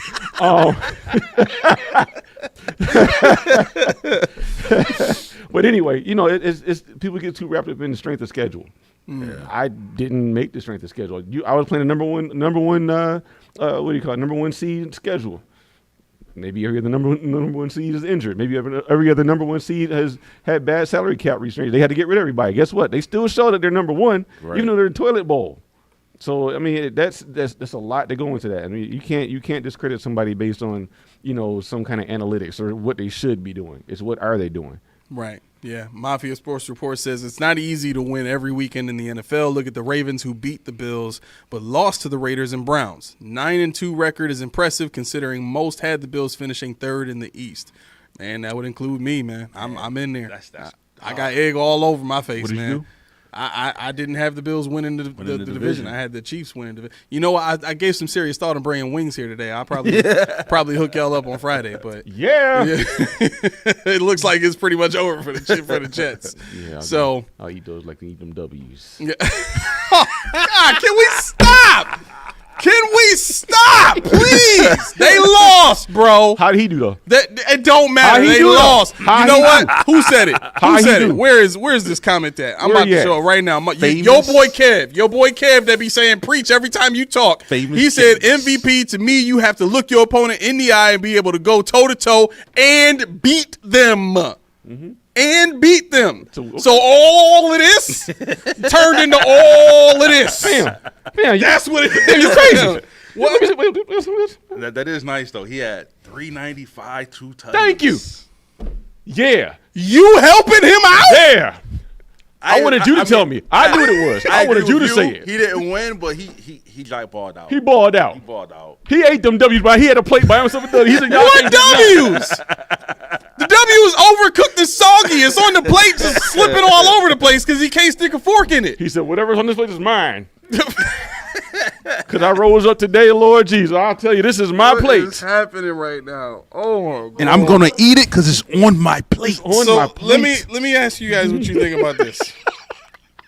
Just moving right along. Let's park on this for a minute. Park on what? What is there to park on, Keith? Park on what?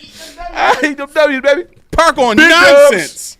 Ups. So I thought this was interesting, and this is kind of, you know, nothing to do with the game per se. Did you guys see the look on Josh's face when Sean went in for a hug in the post game speech? Mm-hmm. Yep. What did that look say to you? Honestly, kind of what I said earlier. Like, I've done this 3 times already. Like, what do you like? This is what I do. Like, to me, I don't know. Like, mentally, like I said, to me, he just locked in. Like, this is not everybody making it a big game. To him, it's just it's another game. Had that Kobe. Yeah, the clap was off. I mean, people trying to say his hand was hurt. Now he was clapping because he was like, all right, whatever. Like, we do this. Because think about it.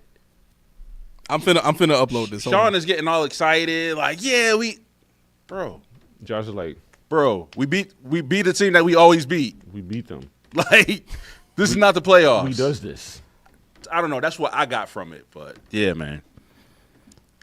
Hey, Boo Gammy, you want me to cover your ears because I know where this is going.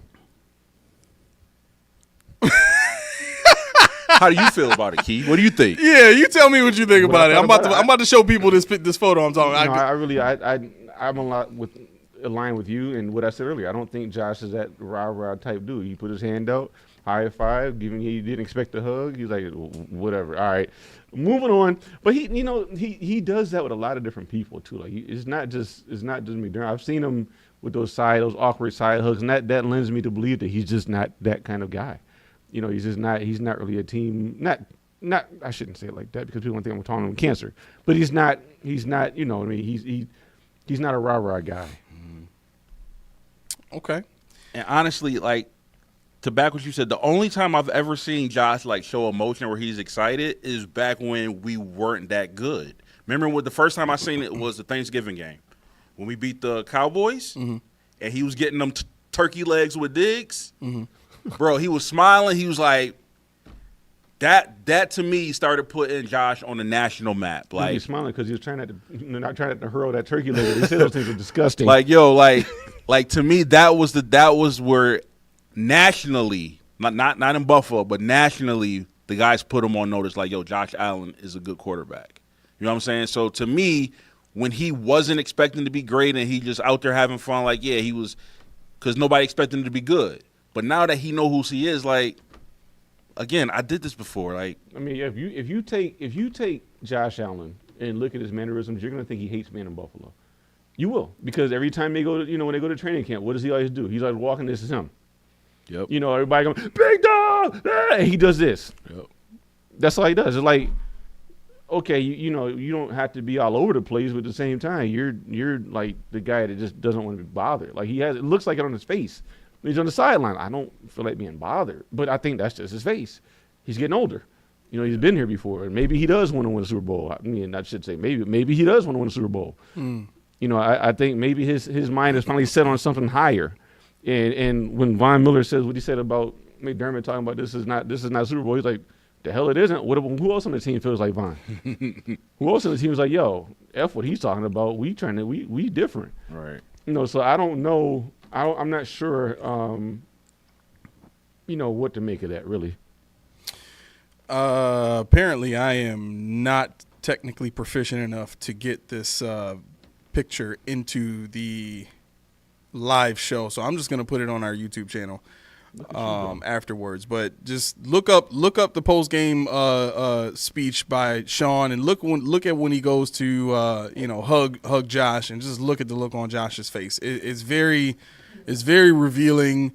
In my mind, because I like to read people's body language and stuff like that. I think it's pretty revealing towards what Josh thinks of, what Sean was saying, and quite possibly what Josh thinks of Sean in general.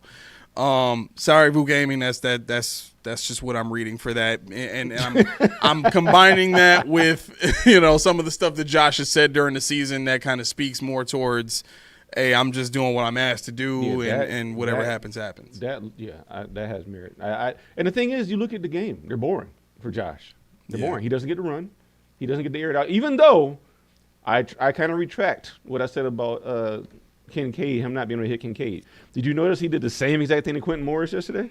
The same exact. It's something about that pass. He just can't make that throw, and he misses over. I don't know what it is. Do you think if Kincaid was in, that play is completed, or no? You think the same thing happens? Yeah, I think the same thing happens. Yeah. I've noticed it. Like, I go back and I watch all those misses. He's always throwing low, and I don't understand what it is. I don't get it because he gets clean. He gets to it. He rolls out. He throws it. He lines up. It's just good. I mean, he's got a rocket arm. Why are you throwing it low? I can see you airmailing it maybe, but that's weird. Right. What was I gonna ask? Yeah, Kev says JA17 is not a McDermott fan. Hey, Kev, you keep telling us what you see because you pointed out, I think, last week or something like that. Yeah, Steve says that look, yo, get off me, bumpkin. I'm Hollywood now. Get that defense up. I'm him, McDummy. He's like, you smell mediocrity. Yeah. So did you guys hear what Andy Reid and Mahomes were saying in their post-game pressers? So Andy Reid said on two different occasions to two different questions, it's a nice win for them. It felt disrespectful the way he was saying it, though. It felt like one of those, they got the win. They always get the win in the regular season. we going for our third Super Bowl in a row right now. You know, the whole undefeated thing is nice and it's cute and all, and the Bills got a nice little cute win, you know, but I mean, come on, let's be real. Outside of the fan that I made friends with, the Chiefs fan, on the way out leaving the stadium, I heard a lot of that. Yep. Who cares? Wait till January. Mm-hmm. You guys always beat us in the season, whatever, not a big deal. Be happy. We going to see it. You know what I'm saying? So it's not just him. Like, I think that's their mentality. Like, cool, good job, guys. You beat us. Good job, but it doesn't mean nothing. I get that. I would be the same way. It's true. Yeah. It really is true. I mean, look at Miami. Miami comes in and just, it's a formality. Yeah. You know, and I mean, you can't take exception to it because you can only take exception to something that's not true. Right. And it is true. You know, y'all beat us, tune-up game, and then when it matters, right, you don't show up. But I will say this, though. Not for nothing, how do you get to the playoffs? You got to win regular season games. Mm-hmm. So the fact that the funny thing is the Bills, like, who said it? Somebody on the radio said it. The Bills and Chiefs were never supposed to be rivals. Mahomes and Josh Allen made them rivals. Mm-hmm. Yeah. You know what I'm saying? Yeah. But just imagine if the Bills and KC was in the same division. I bet you that win means a lot more now. Yeah. Division, you know what I'm saying? So. Yeah. Steve says, not as bad as the Roger Salah hug, but it did look off. Yeah. I think McDermott he's just having an awkward year because he has to acquiesce a lot this year. This is uncharted territory for McDermott on the whole. You know, he doesn't have as much control as he's always had before. You know, he's deferring to Babbage. He's deferring to Joe Brady. He doesn't have his corporate kick-arounds anymore. So he's a fish out of water, just trying to figure out where his friends are. That's really what it is. I'm trying to figure out where my allies are. Let me go nuzzle up with this guy over here, see what he thinks about. You know, the thing is, how do I fit with him? You know, it's just uncharted territory for McDermott. Yeah. Steve says McDermott is the son, so get sunned. Reed is McDermott's dad, so I understand the disrespect. Maybe. Let me ask you guys. So Mahomes, and I'm trying to let me see if I got it in my notes exactly what Mahomes was being asked. Okay, so on two separate occasions where Mahomes was asked about, you know, this loss, he said specifically the Bills were a good football team, right? And it was very just kind of, you know, and they're a good football they're a good football team, you know, almost like, you know, they did what they were supposed to do. They won, you know what I mean? And granted, the Bills were favored in this game. They were at home. They should have been. If this game was in KC would have been favored, right? That's what it is. But, again, with the body language thing, Mahomes did something that is very telling to someone who's being deceptive. If I'm talking to you, either one of you, and a good majority of the time that I'm answering your question right after you ask it, I'm covering my mouth. That's a big sign of deception. That close after the question with that kind of motion where I'm now shielding myself. Covering your mouth is a way of, anytime you cover your face at all or close your eyes, it's a form of shielding that people do to kind of protect themselves from the discomfort of the answer that they think immediately and then the one that they know they're going to have to give, right? And to see Mahomes go through that process of covering his mouth both times when he said they're a good football team, and then you combine that with the look in his eye, the general look on his face when he's answering these questions, I don't think this Chiefs team really respects the Bills at all. And I think this was the first game, and my pop even said this morning, this is the first game that the Bills have played where they actually beat the Chiefs, right? And I'm willing to say the same thing. If you go back and look at all the other three wins that we've had against the Chiefs in the regular season, the only one where it looked remotely close was the one where Taron Johnson got the interception at the end of the game. That was, you know what I'm saying? That one I would say we definitely beat them. Right. And we did it with, showing the A gap blitz and doing some different things there. But for the most part, it was I want to say way easier, but it was easier for the Chiefs to move the ball in those other 3 games than it was for this. This one was hard for these boys. The Chiefs, I mean. That's because they dictated finally. They finally dictated. That's what I mean. Right. Go ahead. No, I was going to say, because you look at when they had the CEH game, he had like 20 yards rushing. We wanted them to run. No, this game was like, we don't want them to do anything. We're going to lock everything up. Right. And that's the difference. When you believe you can do it, that's playoff football. Believing you can do it. And we finally saw some kind of fortitude yesterday. We saw a team that went out there and said, we are good. I know where you're going with Mahomes, but I get it. Like, I wouldn't think the Bills, I wouldn't give him any credit either, if I was an opposing team. And I find that hard to do because I'm the kind of guy that I don't give corporate answers. And that's all you hear is corporate answers. Oh yeah, it's hard to win. No, I don't need no more cliches. I want to know. And that's why I stopped listening to press conference, because they all the same now. Yeah. They all say the same BS, and it's like, okay, all right, enough. We the credit that team over there is a great team. McDermott said that about a team. Who was it that we played in Stonewashed? They're a horrible team. That's a good team over there. Like, no, it's not. No, they're not. Stop saying that. We got to watch the film. We know. They're it's the NFL. Every team is hard. No, it's hard to win in the NFL. No, you just won like 96-3. It's not hard. You just right. What was Jared Goff saying after they just won friggin' 52-6? Man, what would Kirk Cousins? I can't believe I just said that. What would Kirk Cousins, the new Atlanta Kirk Cousins, say? Because they talking about protecting traps and running in trap. Kirk Cousins wasn't like that before. No, not at all. Not at all. Boo Gamer says, "Why are you paying that much attention to my coach?" We're not. We are probably.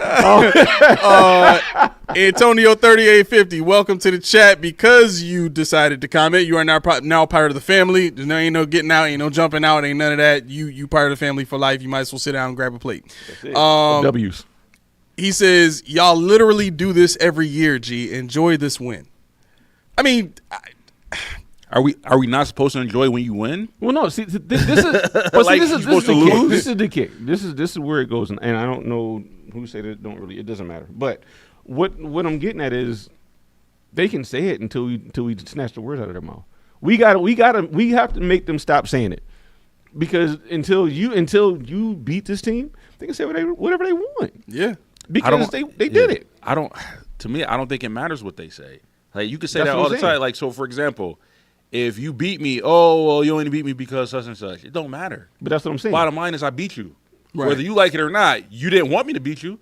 Well, you ain't just lay down and let me win. I get that. You tried and you lost. I get that, but what I'm saying is the same rhetoric. You've seen this what, 4 times now, 3 times, 4 times, whatever it is. 4 times. 4 times. We beat them in the regular season, and they beat us in that same postseason. Mm-hmm. So it's like, okay, in order for the chit chatter to stop, what do you have to do? You got to win in the postseason. Yeah, it's still not gonna stop. But the point is, if you shift the paradigm, it will. If you start beating them on a repeated basis, if they become afraid of us, then they won't say it anymore. They'll talk about those like we do with the '90s Bills and the Super Bowls. Nah, I think I agree with Mac on this one, because the other side of what you're saying is, yeah, but our best receiver was hurt. Yep. You know what I'm saying? Yeah, but our running back was hurt most of the season. All 4 years. Bro, we were saying the same thing last season. Yeah, but our defense was hurt. I was saying that. No, I was not. I was not. I'm sorry. Boo, cover your ears. Everybody. I'm not saying it got to be just you. Wait. Boo, cover your ears, because this is going to go to your coach. What I said was we lost that game because we built no depth. We had to call A.J. Klein back. We had to call Scruggs back, because guess what? We didn't staff our team right. That's what I said last year. And the fact we had to play with A.J. Klein, the fact that we relied so heavily on Ed Oliver and Terrell Bernard, that's egregious. You don't win like that, because guess what? Stephon Diggs gets hurt when he was here. We're screwed because you have nothing. Because all you did was you worked about one person. Mm-hmm. But this year here, you see what happens when somebody goes down. Next man up, Cam Lewis. Next man up. They're playing. Yeah, we but have depth now. I get that point. I do.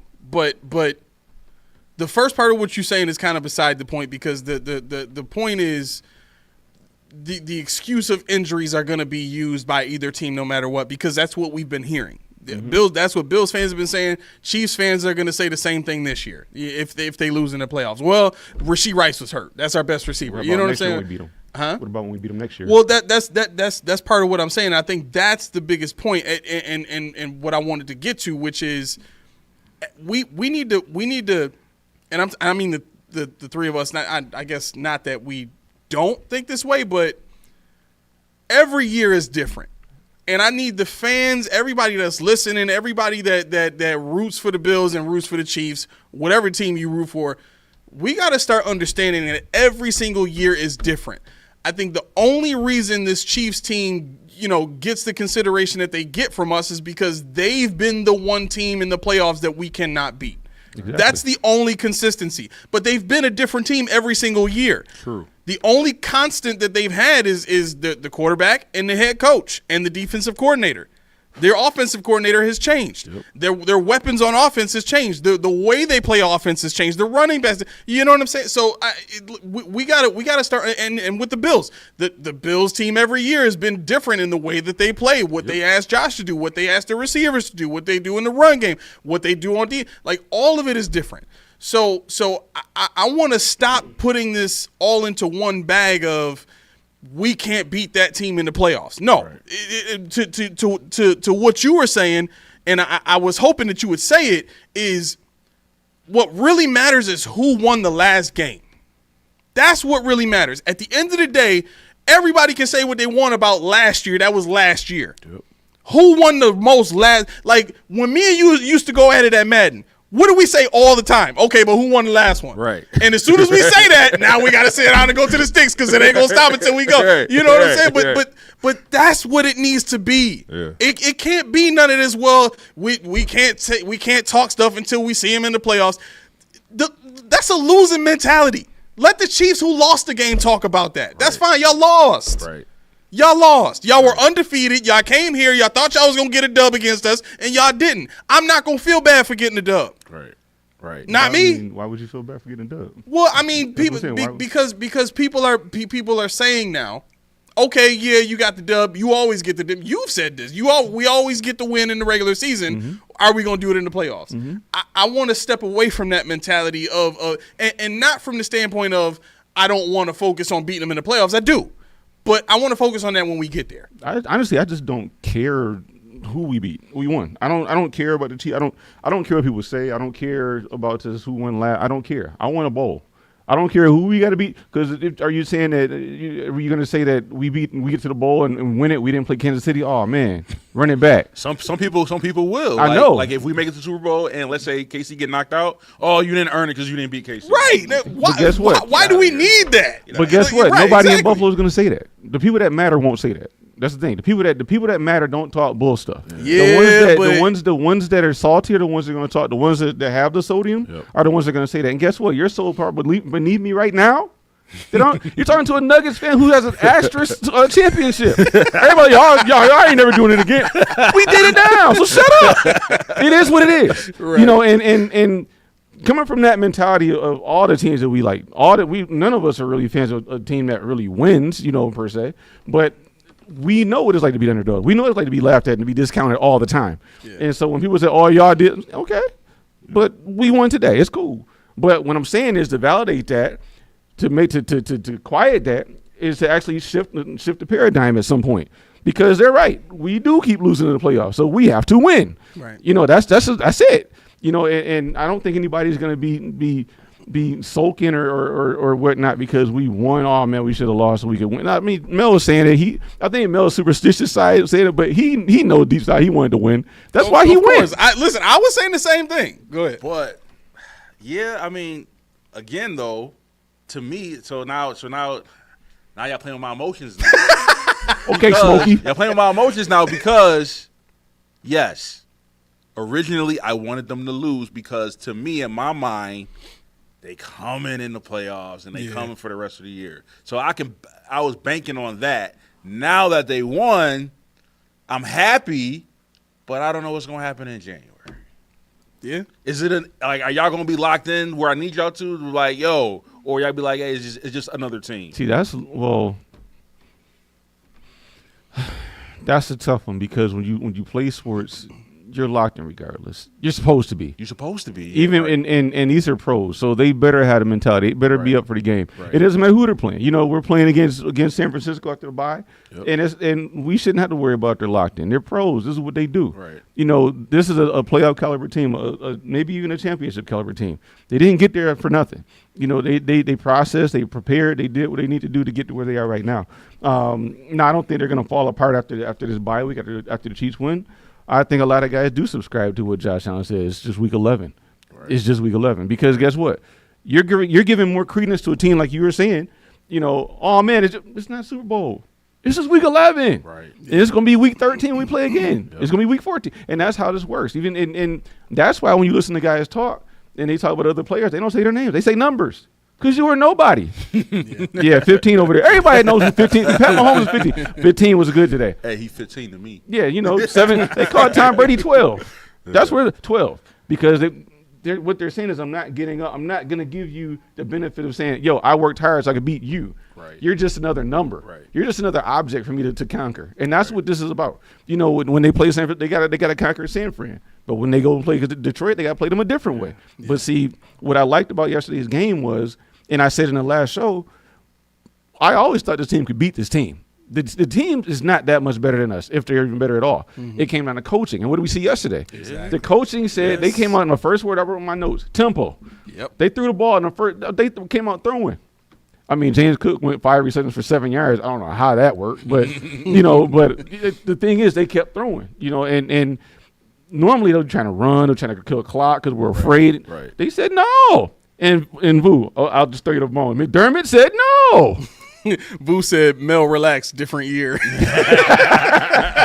is not trying to hear that right now. Not at all. But yeah, no, I think if you go into the rest of the season with the mentality they had yesterday, you're going to see a different team, a much different. One thing I was surprised about, though, they ran the ball a lot more than I thought they were when it wasn't working. Yeah. But I don't know. To me, it's like you knew who you were playing, right? You knew you cannot just pass all the time. You have to run. Even though the run's not working, you still have to attempt to do it, or they're going to pull their ears back and they're like, all right, we know what you're going to do. Exactly. They stuck with it. And, you know the funny thing about it is Josh Allen didn't have 300 yards passing. Cook didn't get 100 yards rushing, but Cook had 2 rushing touchdowns. Yeah. Josh Allen had a rushing touchdown. We scored 3 rushing touchdowns, but we didn't have a lot of rushing yards. Yep. You know what I'm saying? They basically were not going to dictate. You're not going to tell us how we're going to play. We're going to run when we want to run. We're going to pass when we want to pass. And that's winning football. That's what the Bills don't do. So I'm hoping that every step, every time we turn around, McDermott learns a new lesson. And like I said, I've always said this, boom, I think he can be a good coach. Yeah. But I think he has to get out of his own way. Yeah. That's the difference between McDermott and being on my team and not being on my team. If you're not gonna acquiesce and change your ways when necessary, then I can't use you. Yeah. Are y'all okay with winning like that though? Like I said, keep running the ball, but man, if you look at our EPA, our running game kind of sucked. It sucked regardless. But it's also great touchdowns. You know what I'm saying? Yeah. It's also the best run defense in the league that we did it against. And we need to start running zone run concepts because we can't block. We always get screwed on zone. So yeah, I didn't understand why they thought that was the scheme that would beat that defensive line. I mean, the B gap is where they've been having the most success all season long. And you got a guy in Torrance who have been playing extremely well against Chris Jones all game long. Where was that inside zone with the double team blocks that we saw earlier in the season? You know what I'm saying? Like, you mean to tell me you can't beat the 2 inside defensive tackles with that kind of scheme and open up some space? Yeah, okay, if Bolton shoots the gap, then just put a freaking fullback in there and run the same thing.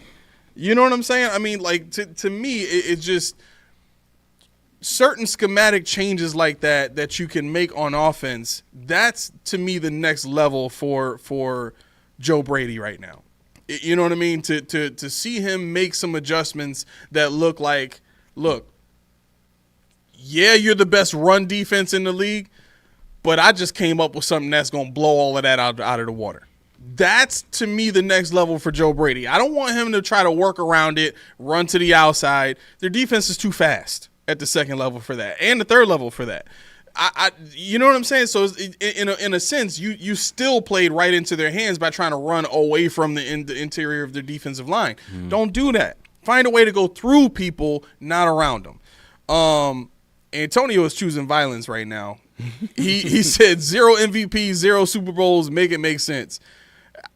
I personally could have a whole debate about how Mahomes has had it way easier than Josh Allen his entire career. I mean, if you want to go that far, we can go that far. There's a lot of things you got to look at. Yeah. Coaching, offensive coordinators, schemes, like how many, like weapons, like come on.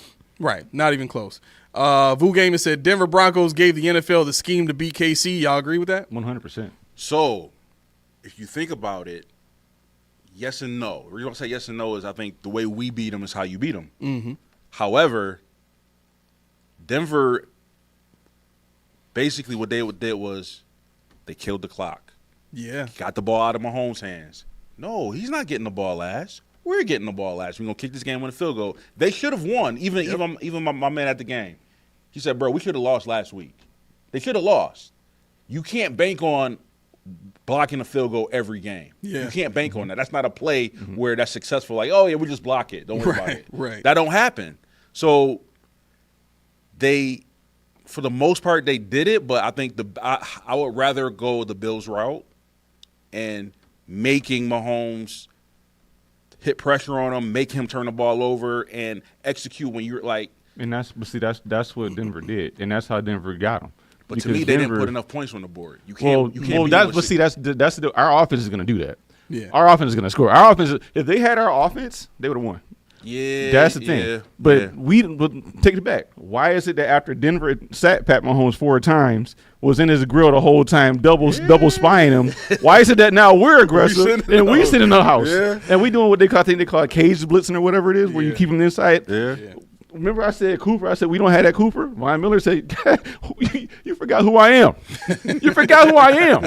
So and I think that's why I say they get a blueprint. But see, we didn't need it on offense. We already knew what we were going to do on offense. Right. We scored. The defense is what changed, and that's why I say they gave the blueprint. Yep. Yeah. Is that okay, Boo? It's okay. Cool. Kev said losing Spence slowed that. Attack down. Run. The run attack.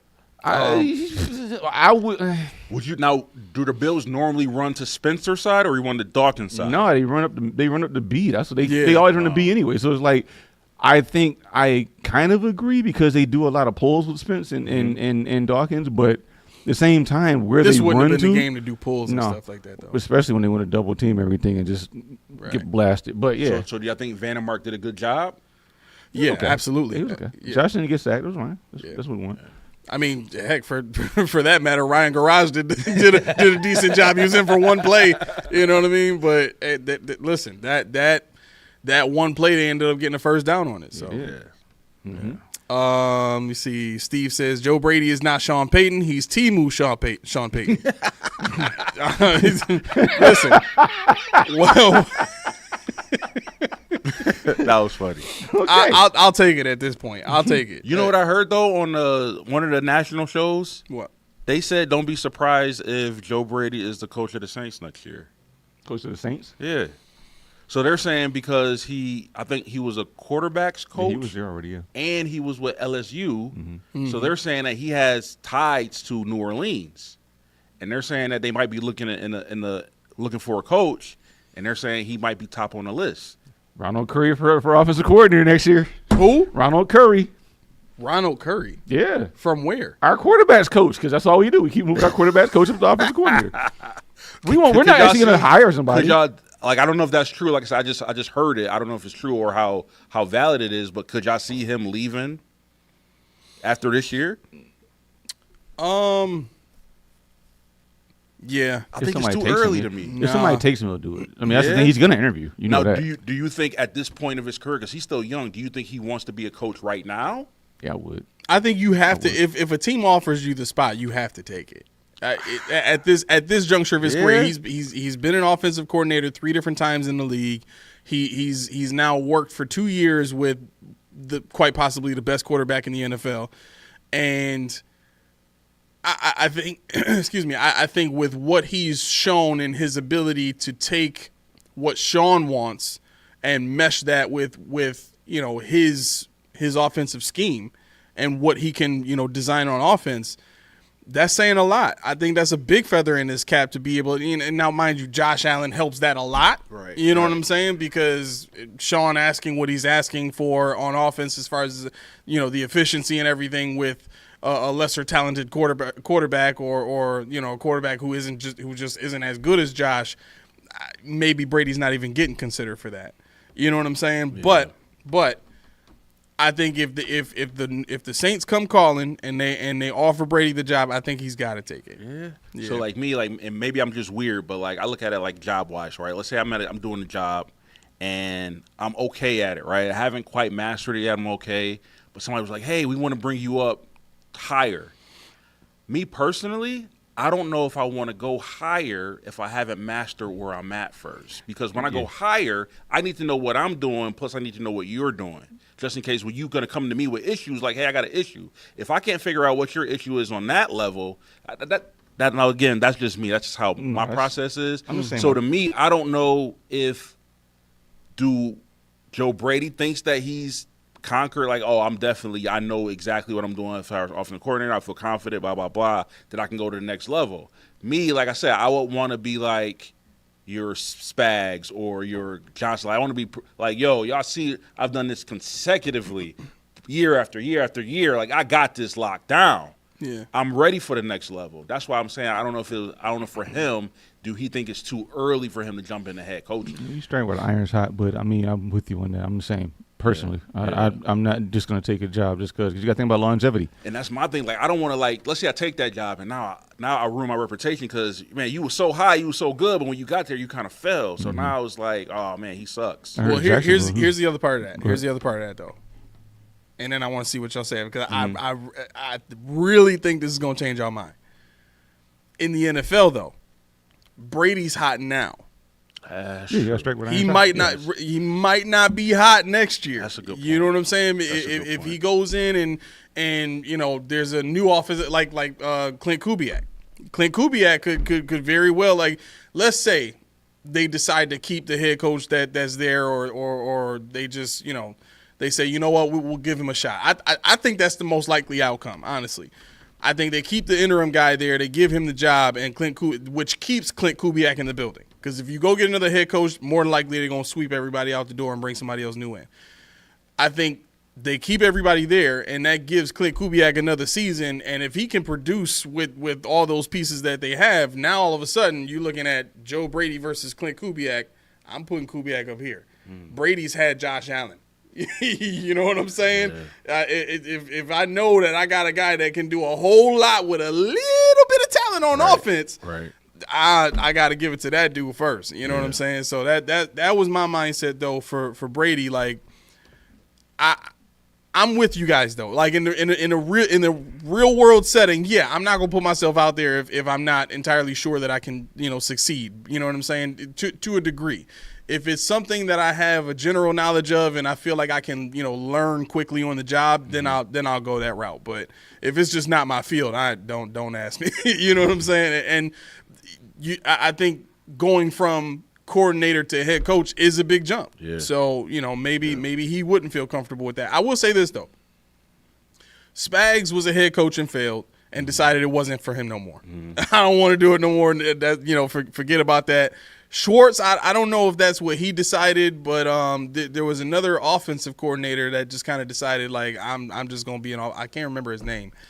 But there are guys in the NFL like that they get a feel for what it's like to be a head coach, and they just decide, like, man, it ain't for me. Maybe Brady could be that type of guy. Yeah. Do I hope that that's what happens? For Josh's sake, yeah, because if he's got to go through a whole nother offensive coordinator, I mean, there's no guarantee that the next guy that we get is going to be as good. Yeah. You know what I mean? What would you say, Key, if Brady left and now we got to do an OC search? I would be intrigued with the OC search. However, not with the Bills running it, because the Bills do a haphazard job of this farce of a search that they always do. It's always somebody incumbent. They just do the Rooney Rule, whatever the case may be.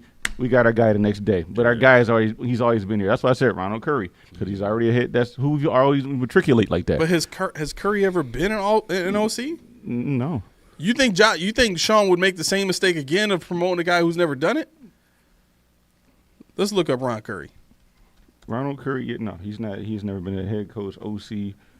I don't even know how he became a quarterback coach when he was a wide receiver in college, in the pros. But no, I don't trust their searches. I don't trust them to do due diligence. They haven't proven that they will in any fashion. You know, it's never extensive. Hey, Dable was a good one though. Well, Dable was a good one, but he felt how many people did they interview though? You know, I mean, how many people did they go? He was a good one, but they didn't scour. And my biggest beef with regards to Dorsey, when we talked about that, was you can tell me that's the best you can get with Josh Allen? There's got to be a head coach in college somewhere, a hot name head coach that wants to come to the level, be an offensive coordinator with Josh Allen. It just makes it easier. You know, and for you to tell me you get Ken Dorsey, now we're going Joe Brady because he's already here. Maybe he was good. Maybe there. But did they try anybody else? I don't remember him interviewing anybody else. I heard no. If you heard no names, that means there wasn't nobody hot. You know. So what they do is they talk Josh and endorsing these people. This happened twice already. Yeah. I mean, I'm worried about it. I'm always thinking like, can we get better? Can we do? Because I still want Josh to be in an air raid kind of system. I still want a different scheme for him that's more suited to what he wants to do. Does he do what he does? He does it now, but he doesn't do what this isn't what he wants to do. You know, he's fulfilling a playbook. But I think he would love to air it out. I think he would love to have, you know, a Malik Neighbors on outside or somebody, you know, and he's not getting that. You know, Khalil Shakir, who's not as good as Beasley. That's fine. Yeah. But, you know, he doesn't have he doesn't have anything. Keon Coleman is a nice piece, but he's not that excitement. You know, he goes up and gets it, but he's not going to outrun everybody and route to a take it to the house score every time he touches the ball. I think, you know, quiet as kept. I think Josh Allen was like, I wonder what I could have did with Xavier Worthy. I know, but I'm thinking, you know, in my mind, what he likes to do, he probably wanted somebody like that, somebody, you know, on top of Keon Coleman. That kind of skill set. Vu said, relax. Did you see Cooper? His 2 catches? Yes. I saw him. I did. Yeah, I mean, Cooper's nice, but he's 30 now. Yeah. And this is the first time he's felt real joy in a long time. What the hell kind of good for you, dude. What is that? Good for you. Just keep catching balls. Right. I was like, bro, keep catching balls, man. Right. No, when I said, wait, what? I said, was this man depressed? Why? We got away with that one? Wow. I mean, he was in Cleveland, man. I think if you would have said it, it would have been a problem. That's what he would tell you. Yeah, okay. You know, you guys got soothing voices and. I mean, can you really consider it a AO? It's not really like. I mean, I thought about it. Let's just test this out. Can you say catching balls real quick? Catching balls. He trying real. I mean, you guys said it so much. It's like you just desensitized. That's because to of it what they said on TV. Everybody says catch balls.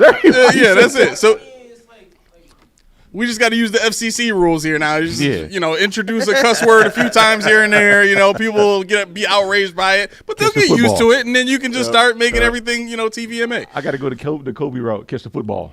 Yeah. Everything's football. Yeah. Right. Yeah, I don't know. I would love to at least see what's out there. Brady got out, but I really need to know who's out there, what's out there. I don't want no old retread. I don't want somebody that's familiar with Carolina. I don't want somebody. Yeah, I just don't trust them. I can't. I'm gonna take Kev's point and go a step further. He said, "Ding, ding, ding! It's hard to get along with McDermott." To me, Boo, cover your ears. to me, no, this is not a slight on Sean, but to me, this is the issue. And me and Steve Lynn were talking about this about an hour ago. This is the problem with defensive-minded head coaches, is you're going to have to continue to deal with this problem every single time. If you have an offensive-minded head coach who brings an offensive system to your team, that is your offense that just continues to evolve year after year after year after year. Here's the level playing field, and here are the main points for both sides. Okay? Defensive-minded head coach, you're usually gonna get an extremely disciplined team that plays hard and plays physical. Oh, I'm sorry. Actually, I'm wrong because Jim Harbaugh has that with the Chargers. So you can have that with an offensive-minded guy. For those of you that think you wouldn't get that. So okay, well, what's the next point? Well, the next point is if you have a defensive-minded head coach, your defense is going to be good. Oh.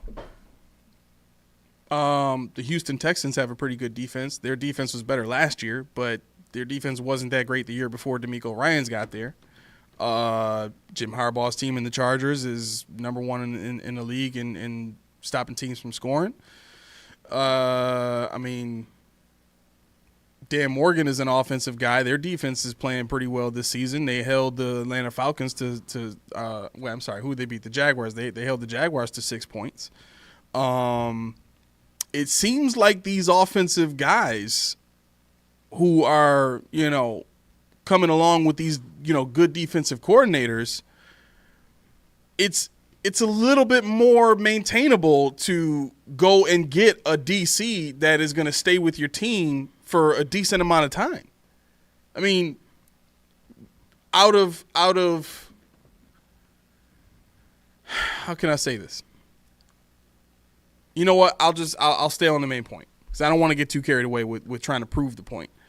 I think the point is Josh is too important of an asset right now to play around with coordinator after coordinator after coordinator after coordinator.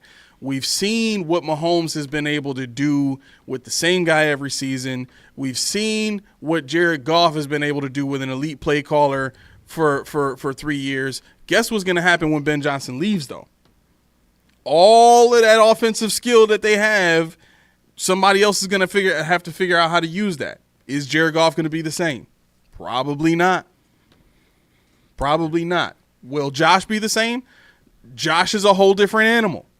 He can make it work because he just makes the game work. That's who he is. Mm-hmm. But this is why I always go back to the conversation of can we see what life is like with an offensive-minded head coach? Can we just see what that's like? If Sean and again, we're not trying to take away from this Bills win. I'm not trying to take Sean's job right now, but we do have to consider at the end of the season, if we have not won a Super Bowl and we have another divisional round exit, can we see what life is like outside of Sean? Is that something that people are going to be able to stomach? I mean, they can stomach it as long as it's better than what we have, because guess what? Let's say we get rid of Sean and the next guy comes in and it's 7 more years and we still haven't gotten anywhere. It's like, should you have stuck with Sean, or no? Is Josh the change 35, like 2 kids. Well, okay, I get that. But we let go of Lindy Ruff. He went down to Houston, had success in Houston. He came back. The Sabres can't seem to win that game that gets them over 500 now. I mean, is it better than when the last coach was here? I don't know if you can say that definitively for the Sabres. And I'm using that as an example of a guy who was here, who was beloved, who we ended up getting rid of because we thought we could do better. And this is where I think people are deriving that point from of, is the next guy going to be better? I think they're deriving that from the Lindy Ruff point, because we thought, okay, you know what? This guy's been here 15 years, however long he was here, 10 years, and we let him go out the door. He went and had success with another team. He didn't actually win a Stanley Cup. He just got to the Stanley Cup, which he did with us. So he just went somewhere else and did the same exact thing that he did with us, and we instantly have regret over that. I think with the Bills, though, is how many Super Bowls does the Bills have of their franchise? 0. So that's where I'm at. Like, if we're not getting one now, you get a new coach and we still don't get one. What was the point? Well, right, but okay, so then I guess that begs the question, how much does a head coach really matter when you have Josh Allen? How much does a head coach really matter when you have a Patrick Mahomes? I think at that point, the head coach's influence at that point is really, you're just there to make Josh's job easier. That's it. You know what I'm saying? Like, I don't even need the next head coach that comes in to be elite. I just need him to know how to make Josh's job easy, like Andy Reid does for you know what I'm saying? It's like we've seen Sean McDermott can beat Andy Reid. You know what I'm saying? And in playoffs, obviously we haven't seen that yet. I think that is coming. I think that's coming this year. But we've seen Sean beat other coaches. He's beat John Harbaugh in the playoffs. He's beat who else? You know what I'm saying? Like, Sean can win in the playoffs. If Sean can do it with Josh Allen, I think just about any coach can do it with Sean with Josh Allen. I think Josh Allen is that good. Josh Allen had freaking Ken Dorsey as an OC with some of the most terrible route concepts ever known to man, and we were still winning games. Ken Dorsey's first season, the numbers were better than Dayball's last year. They were, you know what I'm saying. So that's why when I talk about the next coach coming in, that's what I'm looking at. Like, Josh is just that good. Maybe we don't have to worry about whether or not the next head coach is better than Sean. Maybe we just have to worry about, can this next head coach make Josh's job easier so that Josh is better, so that the offense is better, or so that you know what I'm saying? Like that, I don't know. Yeah, I think you got a good point, but the issue is, at the end of the day, let's say, for example, we do get another coach, and let's say he's actually makes better decisions than Sean. But to the people, it don't matter without the ring. You know what I'm saying? Not that you're wrong. Yeah, no, in this city, you're right, though. Yeah. Right? He's a better coach. Yeah. He makes better decisions. Yeah. But they not going to see it because they don't have this. You see what I'm saying? I think that's the issue. Because, like I said, in the franchise, we don't have none. Yeah. But if we ever had some, it's like, oh, okay, this is better. Why is it better? Well, look. You know what I'm saying? So yeah. I think more than anything, what matters when you talk about bringing a new coach in is who he's going to bring as the OC. That's the main point. Yeah, like, what's his plan? Because just because the head coach is offensive minded doesn't mean him and Josh will jive. And furthermore, the head coach and Josh aren't going to spend that much time together because that's the OC's job. Right. The head coach got other stuff to do. Well, again, this is why I say you want an offensive guy like Andy Reid who's bringing an offensive system to the team. Because the offense they run, it's Andy Reid calling the plays. Right, but you know what I'm saying? The chances are it's not going to happen everywhere unless you're going to get an Andy Reid kind of player, caliber coach. Well, that's what I'm saying. There's like that. That's my premise. My premise is you get an offensive-minded head coach that's going to come in and call plays. That's what I want. You know what I'm saying? Because that's what's going to solidify for the rest of Josh's season career. The offense ain't changing. You can get nice and comfortable in everything that we doing on offense. You can get nice and comfortable and build on top. You can add whatever you want because that guy ain't going nowhere. You can't unless somebody comes with an offer the Bills can't refuse to trade the head coach. You know what I'm saying? Yeah. Josh ain't got to worry about losing his offense no more. But we've seen now, I mean, Brady, the way things are going, I think you're right. I think we're getting to the point where Brady is definitely going to get some looks between this year and next year, and he's going to be gone. And then what? Yeah, I see it. I think that's where I defer. You know, I don't want my head coach calling the plays. I want it to be a system, but I don't want him calling the plays because we saw it with Chan Gailey. You are such a fundamentalist. He's the most traditional dude I've ever met in my life. I've told you how many times. Hey, he's a basketball player. That's so true. That is so true. You still love Yo, when we did the basketball draft, this man took all centers.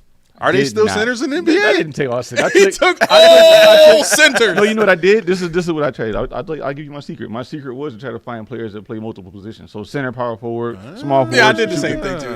I could put in. That's what I tried to do. So I did. I got Jokic and I got Embiid because they were there. I was like, no, he got. Thank you. He had more than that. He took all Bills. He took all the bigs from me. That's what I'm saying. Like this man has give you all the bigs, right? Somewhere in those guys' player positions, it was multiple positions, but that C was in there somewhere. No, you know what's funny about it? I went back and looked. I said, did I? Like, at least did 6 not. of them dudes. I'm like, dang, did not. Dang, what? This man right here has the best record in my league so far. I've never had somebody who has the best record. He's had all the bigs. Yep.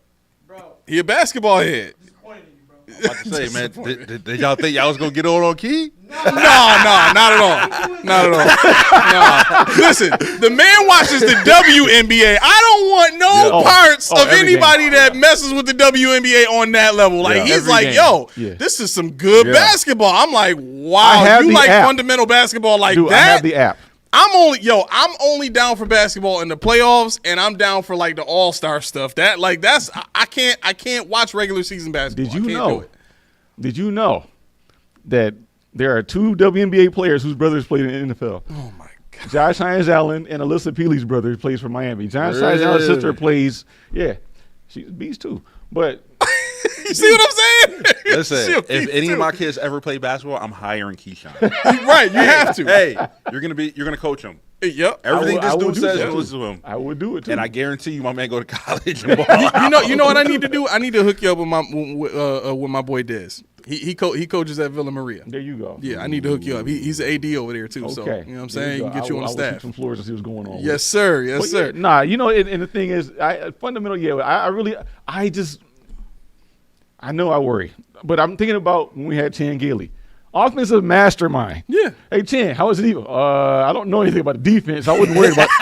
You're out of here. But he don't need to. Oh my God, Keyshawn. They say you Bro, gotta go. ask Andy Reid what about the defense. He don't know either. I bet he does. I bet you. How much you want to bet? How much you want to bet he answers your defensive give you question 3 and he wins you don't wanna say, give well, you me. got to talk to Spags about that. I've heard him say that. Well, yeah, he said that, but you think he doesn't know it? That's called delegation. That's called delegation.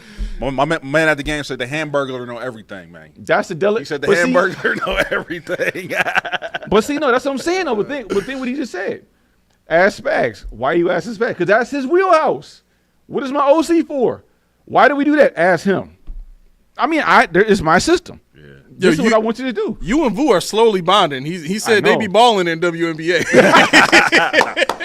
Y'all slowly becoming bros. We got 3-way brotherhood. Me, Roy, and Boo. But yeah, I mean, I'm telling you, man, I hear you. Okay, so let me ask you this. Mm-hmm. Because y'all you guys are familiar. Mm-hmm.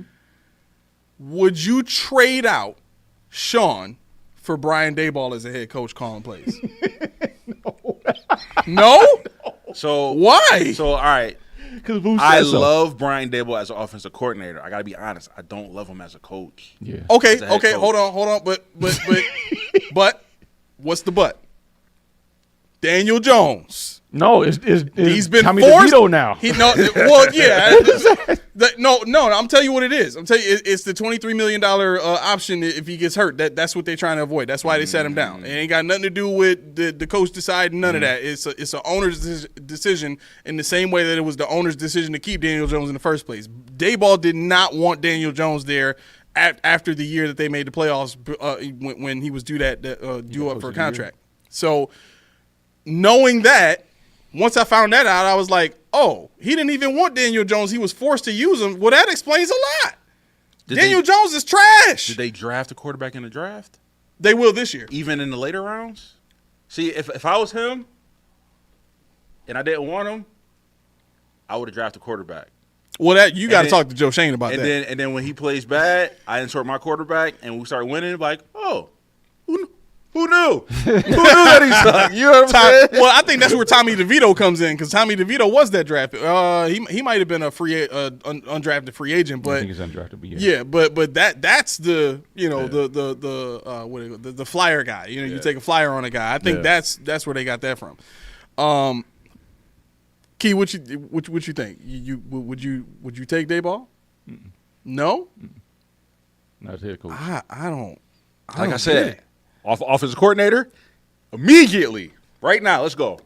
As a head coach, I mean, even with what he's done in terms of the team they've assembled, the way, like, he got that team to a playoff game with Daniel Jones. You think that's easy? Daniel Jones ran 22 miles an hour that one time in the NFL. Yeah, NFL. but did you see the division he's in? Yeah, he got the Cowgirls. Okay, hold on. He had Washington before Jayden Daniels. Even if that was the case, they won a playoff game with Daniel Jones. Mm-hmm. Now what? And which team was that? Did they beat? Hold on. Who did they? Somebody help me got out in it. the chat. Who I did the got it. Giants beat with Daniel 2022. Jones? Was it the Vikings? Yeah, it was the Vikings. They Yeah, beat they the beat the Vikings with Vikings. Daniel Jones. Then they got destroyed by the Eagles. Right. And the Vikings wasn't that good last year, man. They had Kirk Cousins. Kirk Cousins was hurt. Oh, who did they? In that game? Hold on, I'll pull it up. They did have Kirk Cousins. Yeah. Oh, he played? Mm-hmm. Yeah, but 31-24. So I mean, Vikings wasn't trash. They went 13-4 13-4. that season. So they were a real good team. No? Still? Okay, chat, listen. Answer the question. Would you guys, if Sean doesn't get it done this year, and we get that divisional round exit, would you take Brian Daboll as a head coach here for the Bills, knowing what he's been able to do with Josh at the start? Put it in the chat. Let me see what you guys think. It's 8:05. I don't know how late y'all plan on going. I got one shout out to give out. Let's do it. So, Bills Mafia, your boy Melly Mack is in lock for 2026 in the new stadium, baby. I got the NFL experience today. I'm telling you right now, the stadium is going to be amazing, bro. Amazing. So, do y'all know the concourse now where you walk through and you got to walk through like this because it's people. So, it's 25 feet wide, right? And the new stadium is 50 feet. Dang. Yes, and it's all open. So, like, case in point, Christina wanted some snacks, right? I'm at the game. I'm hearing everybody going crazy. I'm putting my card in. I'm trying to look up at the screen like, oh, what happened? What happened? In the new stadium, all around, you can just look at the field. It's going to be wide open. Wide open. So wherever you at, you can see it. The food is going to be nice. Like, that stadium look crazy. Wow. The inside, they got the buffaloes. It looks crazy, man. It looks crazy. So, my man, I got to get shout out to my man, Maniv, my consultant. He made it so easy. He didn't pressure me. He put me down. Yo, he just commented. Yes, sir. Maniv, that's my man. Welcome to the show. He locked me in. So, I'm in there, and I got the nice seats, bro. Really? Nice seats. I'm in the charge bar, baby. So, now, there's a charge bar, right? Mm-hmm. So, it looks like a bull's horn, right? I have my own access to a private bar and where I can get food and drinks that nobody else can come to but club members. What? Yes. It is exclusive to the charge bar area. We need to have a conversation after the show. Bro. Because I might need that. Bro. I might need that. They got rid of the single tunnel. Mm-hmm. So now there's two tunnels. So the home team comes in one tunnel. Visiting team comes in another tunnel. Too many fights, huh? I don't like that. And I want to see them squirrel. I you want to see them see him squabble. come down. And and then where the seats that I'm at, Yeah. because we was talking about it. I'm like, he said, is there anything you don't like about your seats? I said, you know what? When I first got them, I was a little under the fence because I wanted the home side. But after actually sitting in the seats, I see Josh, I see Dion, I see James Cook. I'm going to see him at training camp. Mm-hmm. How often you get to be right next to Travis Kelce, Pat Mahomes? I'm about to see Christian McCaffrey, Deebo Samuel. Like, the visitor side is jolly nice. Yeah. It's jolly nice because you get to see every new player come in there. And then when they come through the tunnel, like, I won't even be next to the tunnel. But he was like, they're going to be running towards you. I'm like, ooh. I was like, yeah. He did his job. Yeah, boy. I want that. And so basically, for where my seats are, I got to upgrade for the same PSL price. What? Yes, sir. I'm like, the same PSL price? He was like, yep. I said, what's the difference in the season ticket price? He said about $100 a game. I said, I paid the extra $100 to get the exclusive over here. Yeah. And, bro, there's like maybe 30 seats in my section. It's not even a whole bunch of people there. Dang. Bro, I'm excited. I'm excited, man. You should be, bro. I'm excited. Yo, I'm excited. I'm just trying to get seats in the box for next year. Like, man, I might have to get there with you, man. I might have to do it. Yeah. I might have to do it. That sounds like a great time. Yeah, man. stadium's going to be off the chain, man. Off the chain. Can't wait. Yes, sir. I'm like, I know him. Yeah, PHF says, no, I'll go with Bill Belichick. Would y'all take Bill? Nah. It depends. If I can get old Bill, I don't want the Bill that we beat because to me that Bill would not change. Now I got to give him credit. I've been watching him on these shows. he's smart, man. He know the game. Yeah. He know what you're gonna do. He know to dissect it. He know how to stop it.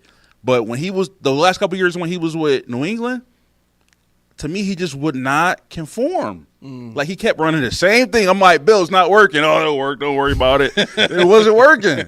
So if he comes back and he is willing to change and adapt, I take Bill all day. He's proven he's won championships. Yeah. And you got to think about it. People say, "Oh, he only won with Tom. Tom was elite." What is Josh Allen? Exactly. You see what I'm saying? Exactly. Yeah.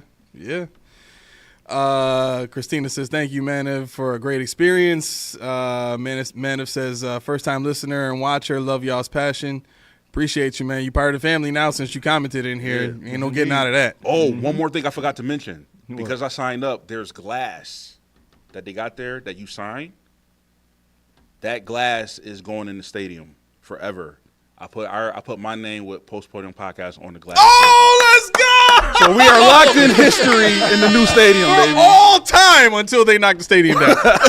I'll be knocked off We are already. So it's all locked in, good. baby. Yeah. Wow. We locked in. Let's It's go. all good. I love it. Let's go. All right. We have any other stuff we got to get out before we get out of here? Did I have anything else? You always got it. How do y'all? So should we? Wait till next time. I'll tell you. Is there any fear at all about San Fran? Nah, my pop told me Bosa got hurt in his most recent game, so their pass rush ain't gonna be all of that. They still got Leonard Floyd though, right? He's not doing anything. Right. He hasn't done much of anything this season. Nah, I don't think I'm scared of them. I mean, a lot of what they do is very similar to what we see the Dolphins do in terms of their motion, what their run game looks like. A lot of derivatives from what's going on here? Producer fell asleep at the wheel. You over here fading people in and out. Catch this fade. Oh, it's all good. It's all good. I don't know, Key. What you think? I'm not really worried about the Niners. No, I'm not worried about that. Honestly, my man texts me the same dude that says Khalil Shakir is trash. No, he doesn't say that, but actually he did. Anyway, If he's saying Beasley's better, then yeah. He said he don't like Shakir. He said he's not feeling him at all. What is his problem with life? He's like Key. Who you like? I like him. He sucks. Okay, dang. No, but Wow. no. Every week he texts me. He's like, Key, I'm scared. I'm like, what you scared for? Why? Why are you scared? This, that, the third, and we go through it. San Francisco, I don't know enough about, but I can tell you, if they play the way they played yesterday, I don't have any fears at all. Right. It's here too, right? Yes. Yeah. Oh no, yeah, I'm good. It was a division game. It was a division game. I'm saying, can't take them lightly. No, I the got that. only thing that I'm scared about with San Fran is run CMC. You know what I'll say to that? Jet lag.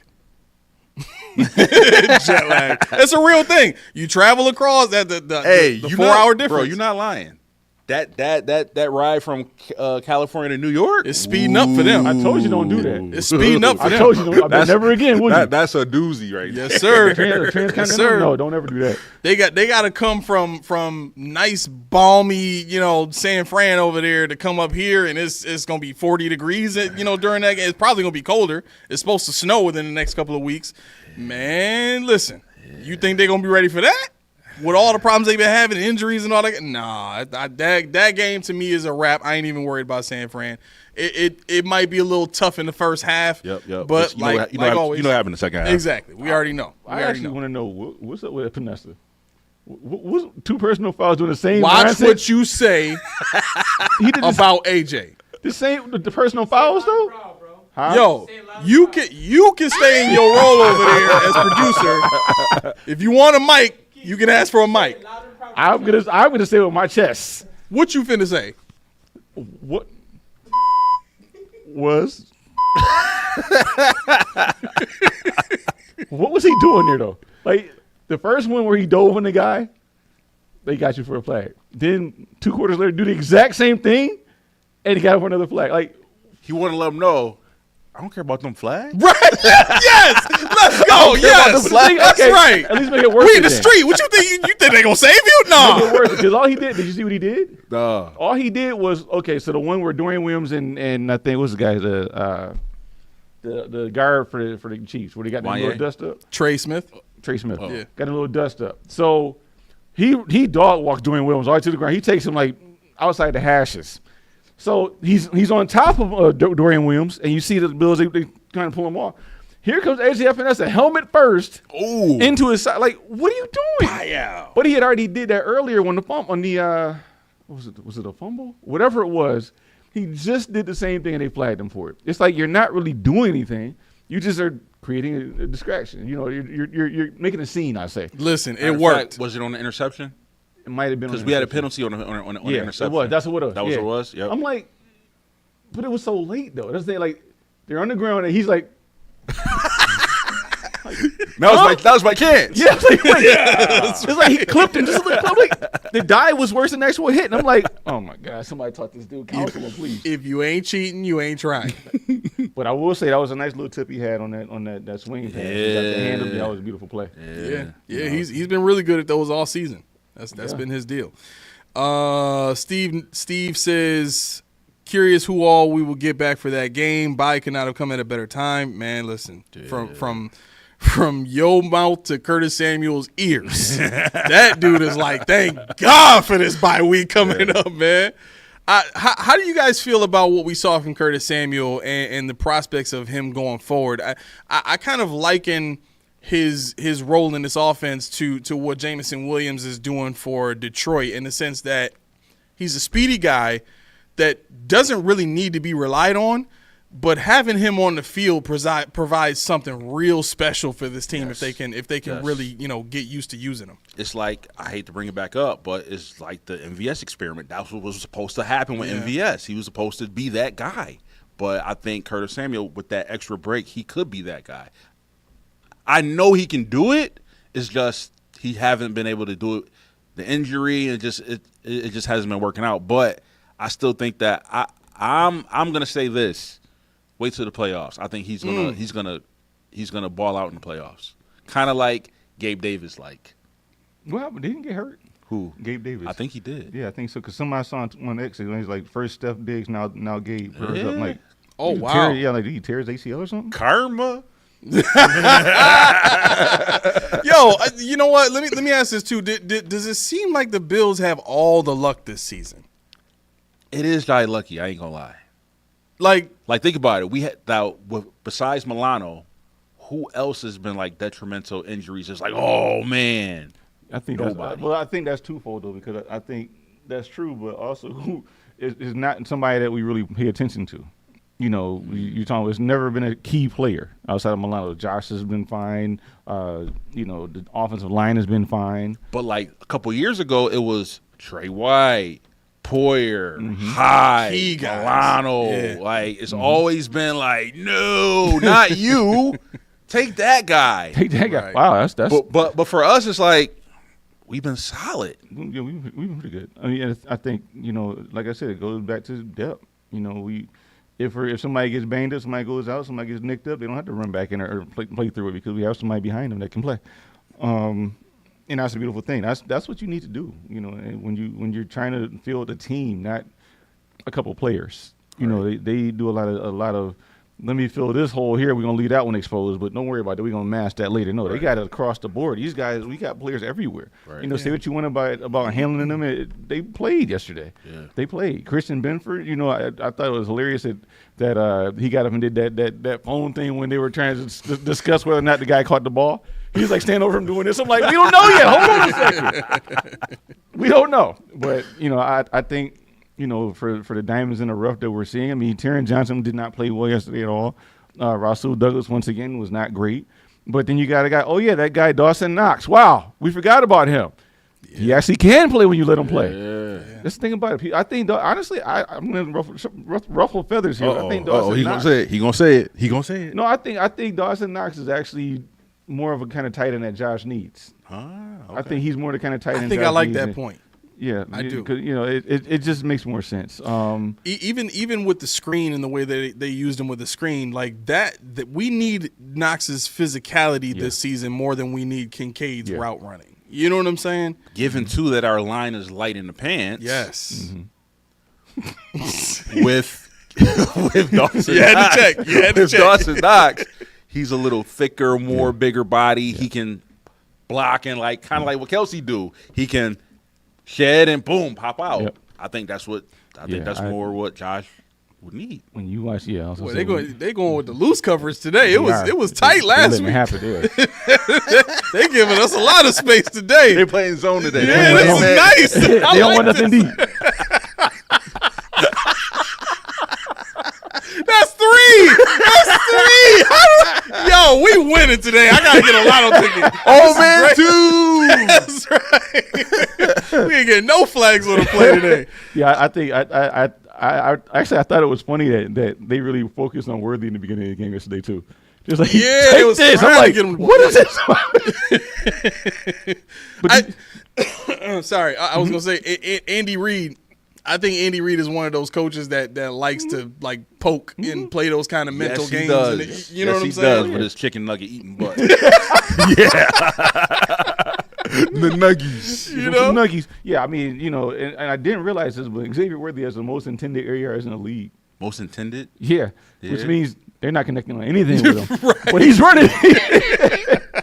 I was like, wow. We meant to get it to you, bro. Better luck next time. Right. Like, man, right. I don't understand it. But yeah, no, I think that was about all I had. Anybody else in the comments before we close up?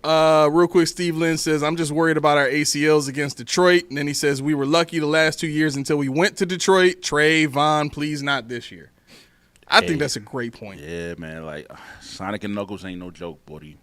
Ain't no joke. Yeah. Is this- I did think you he's name talking. that? I think he's talking about the turf, okay. though. No, they really That's what call they call Sonic him. and Knuckles. Sonic Oh, and yeah, Knuckles. yeah. Oh, you talking about the turf from Ford Field? Yeah, because I Yeah. mean, Von went Turf there and got monster. hurt. Trey got hurt in that game. You know what I mean?